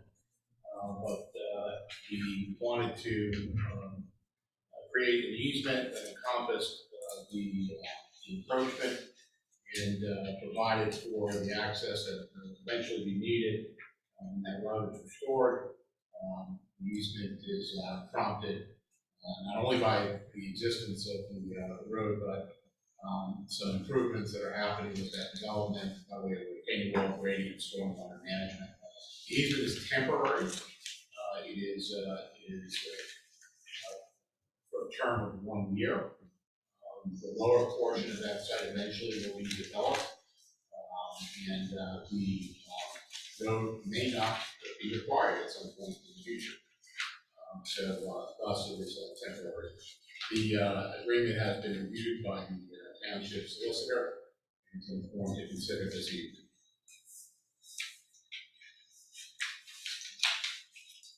Any comments or questions? Okay.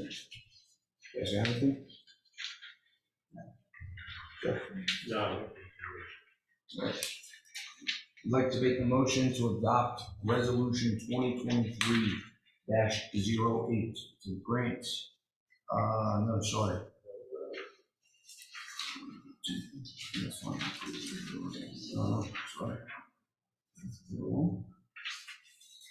Yeah.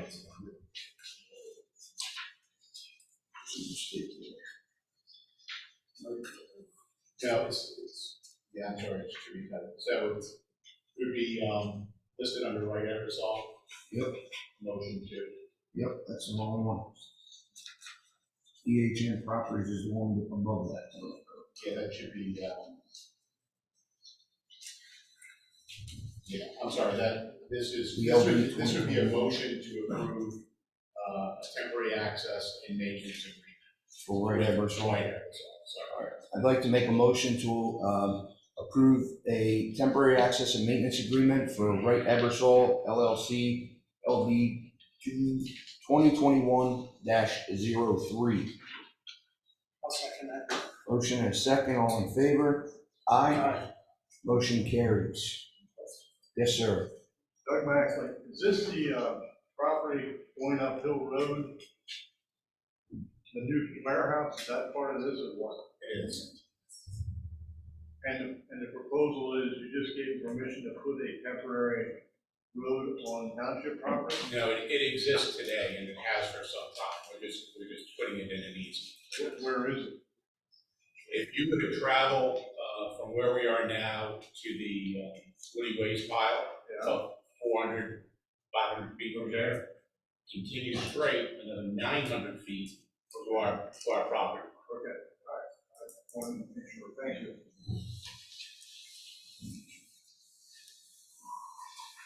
Any other questions? All right, moving on. Letter of resignation from Human Resource Coordinator. At this time, I'd like to make a motion to accept the resignation of Shirley Tapia, Human Resource Coordinator. I'll second that. Motion and second, all in favor? Aye. Motion carries. Moving on to the treasurer's reports.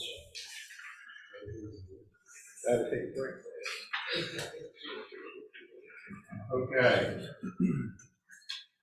List of bills tonight. We've got check payments for the general fund bank account, list of bills in the amount of $96,312.41 for the week of May 11th of 2023. Any questions on those bills as presented?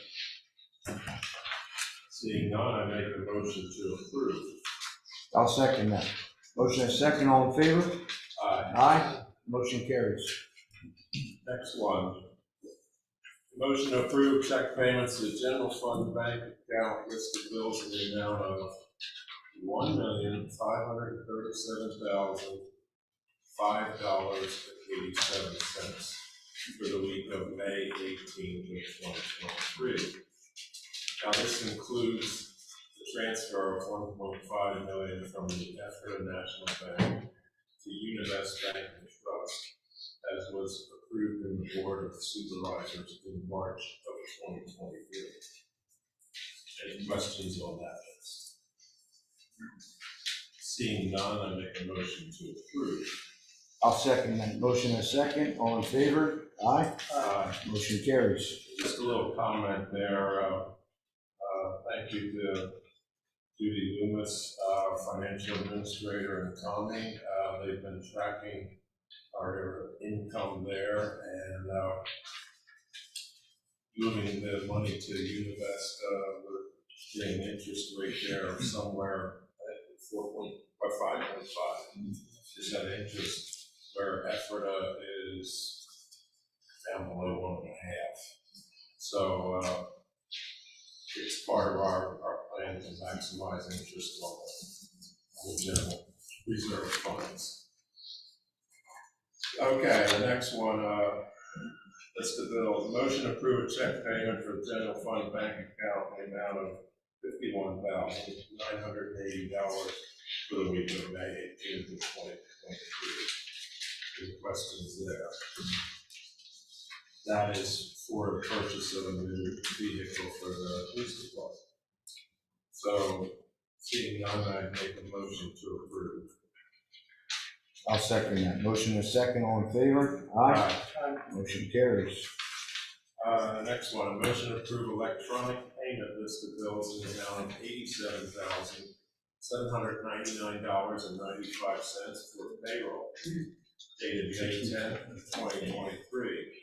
To the pay period of April 23rd to May 6th of 2023, in the amount of $82,838.95, and for the payment of the cyber insurance premium, in the amount of $4,961.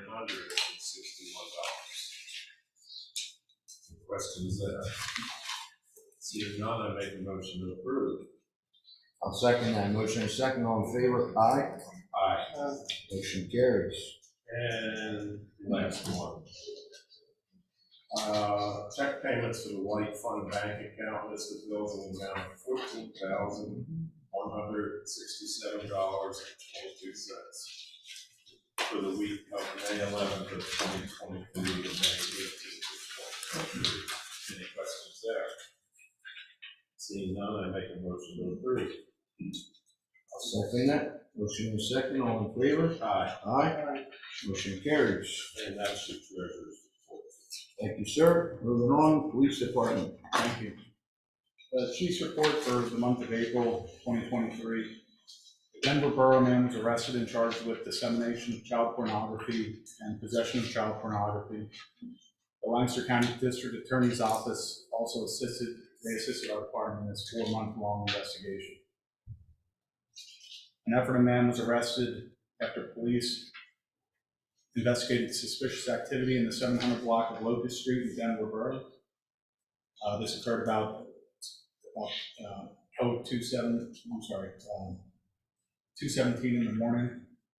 While on patrol, an officer observed an occupied vehicle parked. He watched this person inside the vehicle. Looked like the person was trying to hotwire the vehicle. He kept reaching under the dash. The officer made contact with this person, found out his name, and learned that he had an active arrest warrant. He was taken into custody and remanded to Lancaster County Prison. That officer also observed drug paraphernalia in plain view inside the vehicle. The vehicle was impounded, a search warrant was obtained, and officers found over 4 grams of methamphetamine, packaging materials, scales, drug paraphernalia. He was charged with possession with intent to deliver and related drug charges. An Ephrata man was stopped for numerous traffic violations in the 1600 block of North Reading Road. There was a stolen motorcycle in the back of the pickup truck, and as a result, that driver was charged with receiving stolen property and related charges. A Denver teenager was charged with theft after taking a package off of a porch for residents on North 3rd Street, like a porch pirate. And I guess they saw a UPS truck pull up, and this kid grabbed the package and took off. We had an officer right around the corner, so that officer stopped the juvenile, and he was cited. The Denver man was charged with harassment after a verbal altercation turned into a man punching another man in the face. This occurred at 4th and Washington. It was kind of like a road rage incident. No serious injuries. Officers located 2 subjects in East Cocalico Township and took them into custody on outstanding arrest warrants. They were both turned over to the issuing authorities. On a positive note, Officer Rachel Odenwald completed a 2-week-long training for crime scene investigation. She also provided a child safety seat presentation at the Ephrata Library. Officer Odenwald is a certified car seat technician and performs installations and inspections to residents of East Cocalico and Denver Borough. I believe this is the 2nd or 3rd time that the Ephrata Library invited Officer Odenwald to come and do these presentations. Several speed details were performed in Denver Borough. I'll comment on the speed details that were performed in East Cocalico Township. There were 3 in Denver Borough and 3 in East Cocalico Township. The speed detail was performed in the 200 block of West Swartzville Road. 12 citations were issued for speeding violations. The highest speed was 62 in a posted 40-mile-per-hour zone. Another detail was performed in the 1st block of South Reamstown Road. 10 citations were issued for speeding violations. The highest speed was 44, and that's a 25-mile-per-hour zone.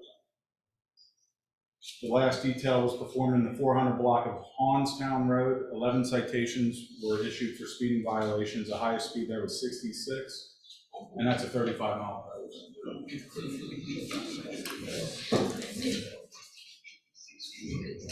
Total calls for service in East Cocalico Township is 574 for the month and 171 for Denver Borough. That concludes my report. Thank you. Thank you.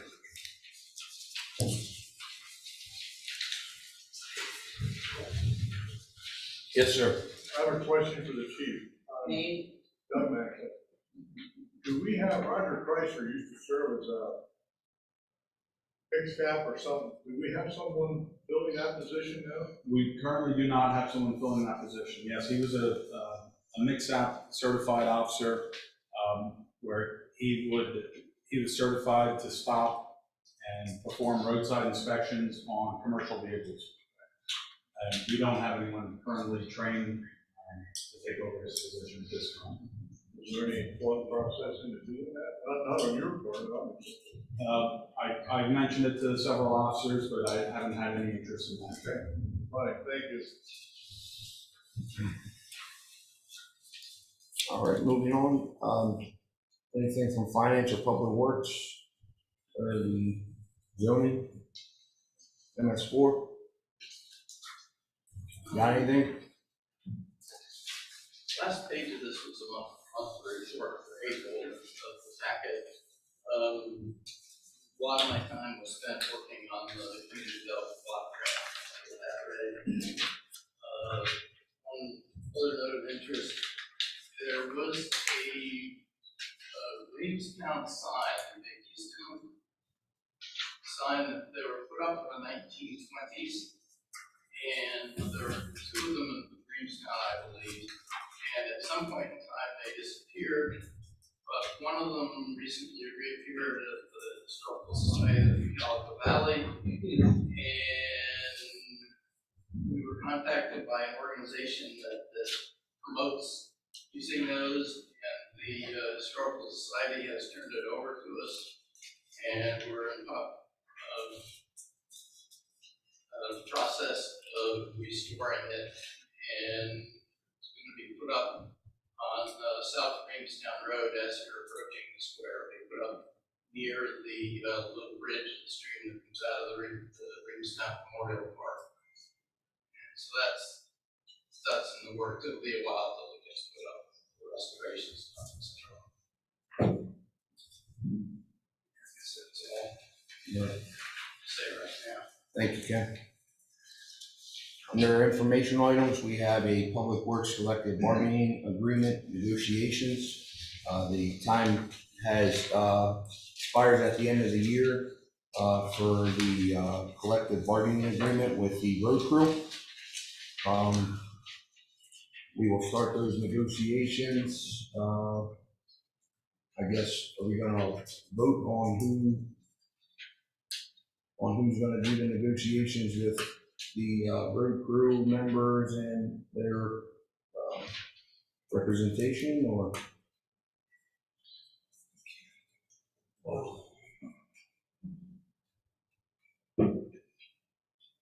We can, and we can let council there too. I think the plan is to have employment council, effective seems present. During those discussions, you want to have that. But certainly the manager, if one of you wishes to participate, then we should probably designate who it is. Yeah. But no more than one of you. Yeah. Yeah. My job is to say the obvious.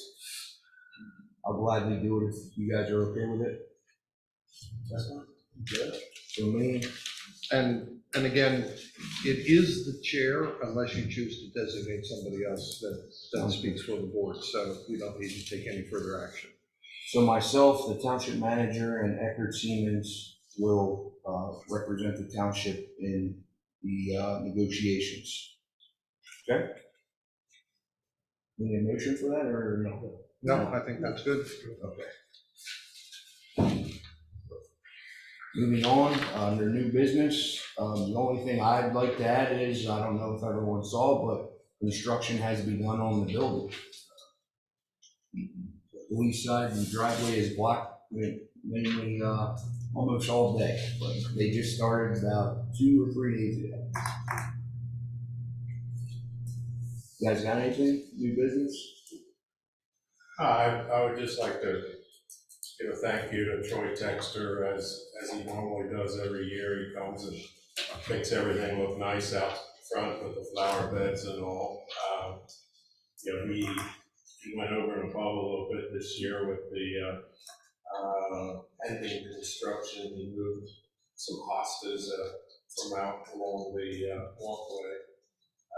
He related to me that he was taking it into the new Ephrata Mennonite school to replant them there so that they would continue to flourish.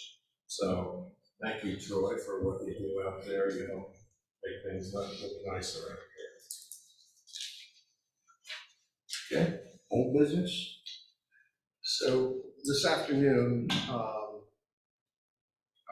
got an order of the court dismissing one of the lawsuits pending against the township. You recall that some months ago I detailed that we have a handful lawsuits or other administrative claims. This is the suit that was brought by the Hartman family claiming a taking of value in their land because of the effect of our wellhead protection provisions of the zoning ordinance. And the court dismissed that lawsuit today on our motion. I will have copies for you. As I said, it only arrived this afternoon. It hadn't even been docketed yet by the time I received it. So I'll forward it to you all when I have the copy. Thank you. Gentlemen, do you have anything? Yes, ma'am. I'm sorry, I must have missed something. Sorry.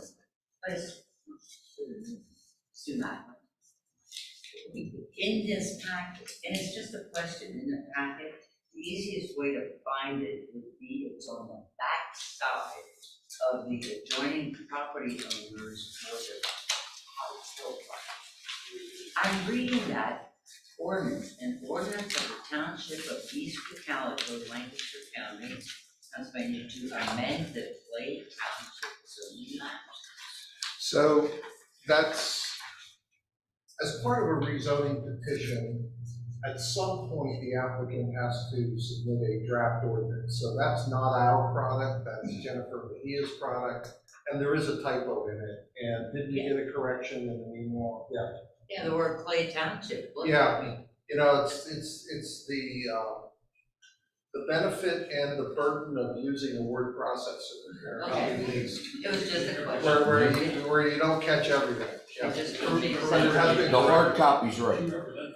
She represents Clay Township, so she was using a form that she uses as solicitor for Clay. But that it's not pending, it's not anywhere near consideration. We'll make sure it's all correct if the board ever does consider that. Good catch. Public comment, please state your name for the meeting minutes. I'd like to make a comment. Nelson Milchin. Tommy, I did speak with your representative.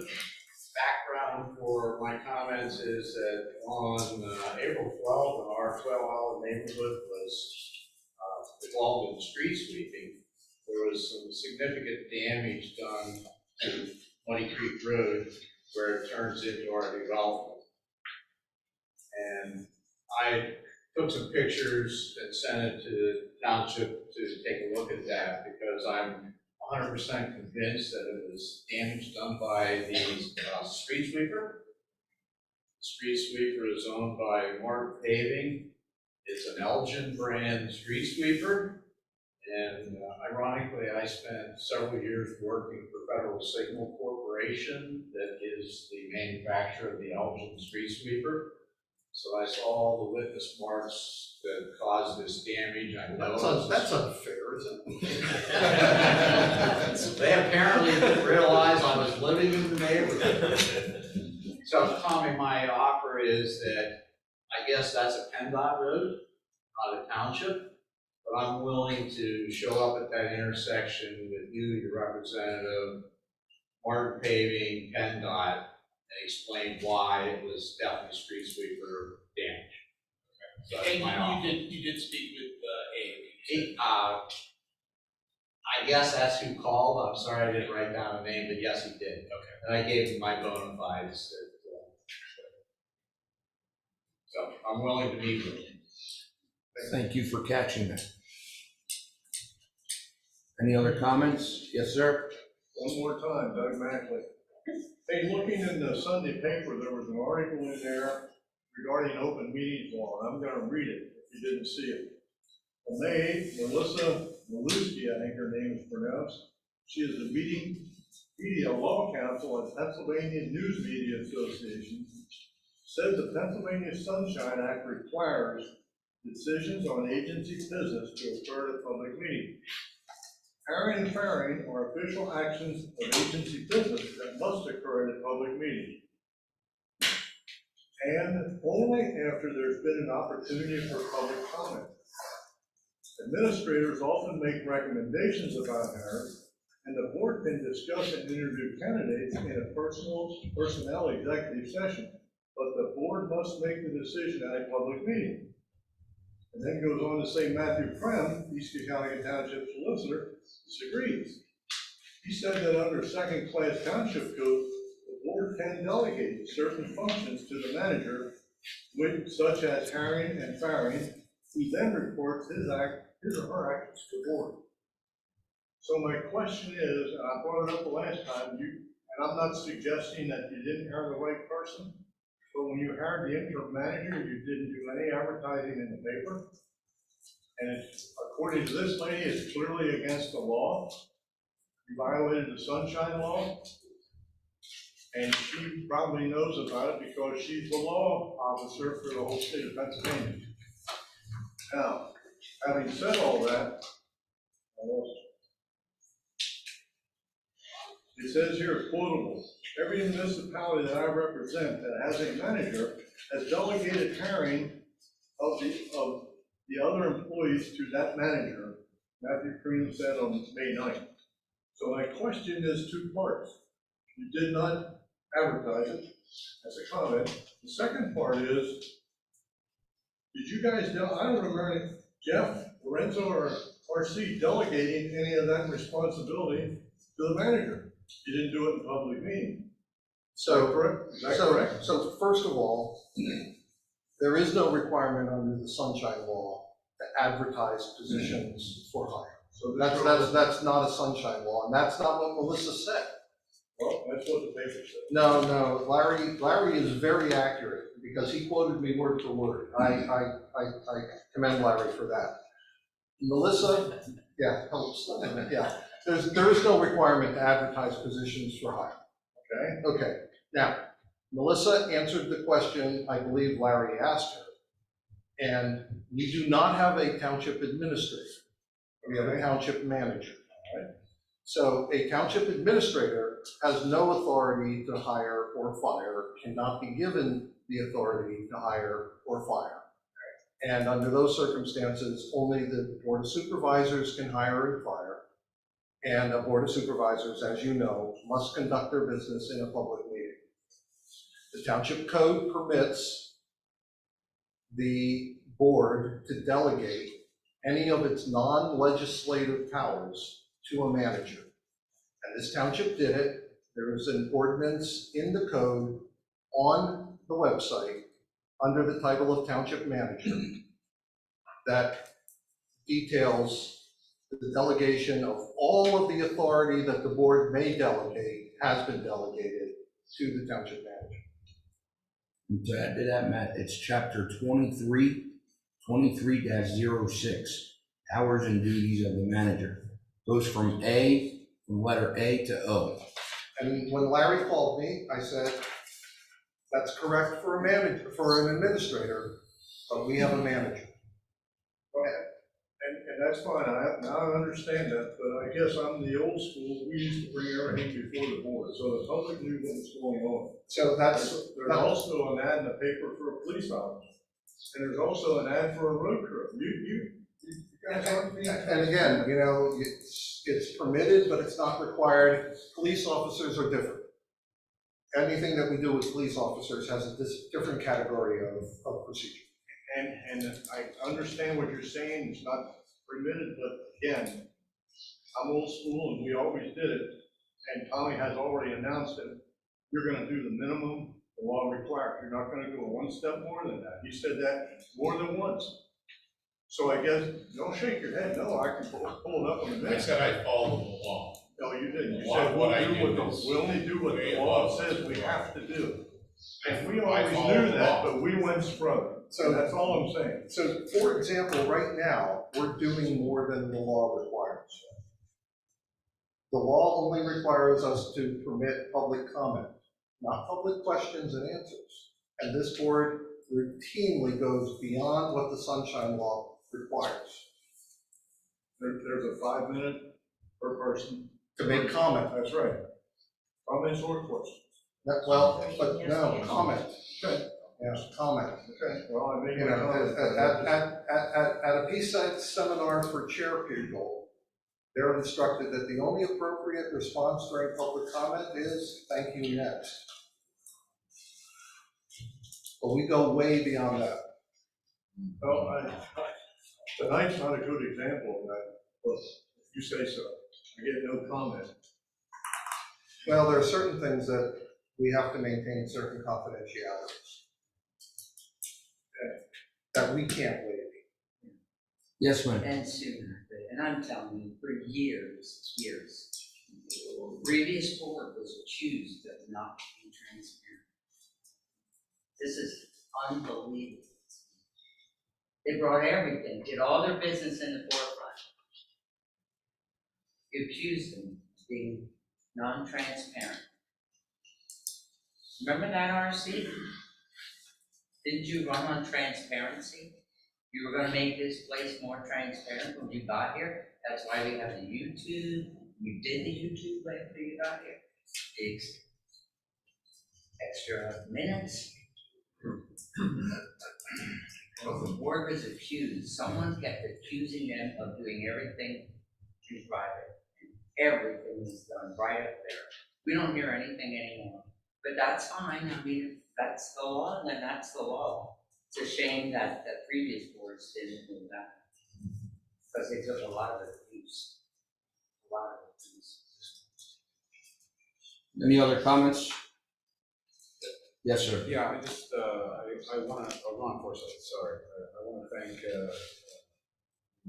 manager for supplying all the information and packets that we did get to further the transparency aspect of the board, and I appreciate the board allowing questions and ask further questions. It's not required. I appreciate, we appreciate the ability to ask questions from the public side instead of just making comments. So thank you for that, and I appreciate you as a resident of the township. Thank you. Any other questions? Yes, sir. One more. In the last 3 years, there's been 6 people walk out this door. Some of them in 25 years. There's something going amiss there. That's a comment. There's something amiss.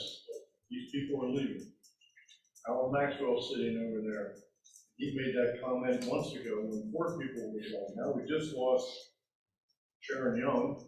But lately, we just lost the Human Resource Director, Carol Copy. You read her letter, glossed over it real quick, but you didn't thank her for her service or anything. That's beside the point. There's something going on inside this building that's causing these people to leave. I don't know what it is, only you know. You look in the mirrors. Any other comments? Yes, sir. Alan Maxwell. I want to thank the 3 of you sitting up there and Mr. Ryan for your service. Over the past few meetings, 3 of the 4 people sitting up there have taken quite a bit of abuse, in my opinion. And we as residents should be supporting you, working with you, calling out obvious things that are wrong. But by the same token, we also have to recognize that this is a business. You need to operate it as a business, hiring, firing, you need a manager to do that. We're now trying to regain control, so to speak, of the township business because we now have a manager after months without one. And I commend Tommy for what he's trying to do. He came in almost an impossible situation, and I believe he's making some very positive changes. I do want to say publicly that YouTube is not transparency. That's just a form of communication with your residents. Transparency is getting big packets like we get of what's going on, so that we have the regulations, the resolutions in front of us to view, research, and look at, so we can come prepared for the next meeting in a better fashion than we already are. I want to thank you, gentlemen, for doing that. I appreciate the work that you do. I know how hard it is on your families and the tension that you guys go through by the constant abuse. So I want to thank you for that, publicly support all of you up there, and encourage you to continue staying on the course to writing East Cocalico Township into the strong township we know we all can be. So thank you. Thank you. Thank you. Yes, ma'am. Lorraine Cope, I'd like to second everything Alan just said. I think he put it better said than anybody could ever say. There's been so much nonsense asked some of you guys the last couple meetings. And, you know, sometimes I sit here and I feel like I'm back in kindergarten class. And I want to commend you for your patience for this. I don't think I can stop there and put up with the issues that you guys do. So thank you all for serving. Thank you. All right, yes, sir. Likewise, likewise, what they said, and also for Tommy, just every time I come in here, I have a question, something with zoning or whatever, he always has a minute to set it straight, and just was always cordial, and I just want to thank him also. And also, I just want to congratulate Mr. Dan Burke over here on Tuesday's election, and welcome aboard. All right, the next Board of Supervisors meeting will be Thursday, June 1st at 7 p.m. It will be at the Reamstown Fire Company, 12 West Church Street. The meeting will be advertised on Zoom as well, broadcasted on Zoom. I'd like to make a motion to adjourn. Motion and a second, all in favor? Aye? Aye. Motion carries. Thank you. Please sign in prior to leaving. Thank you.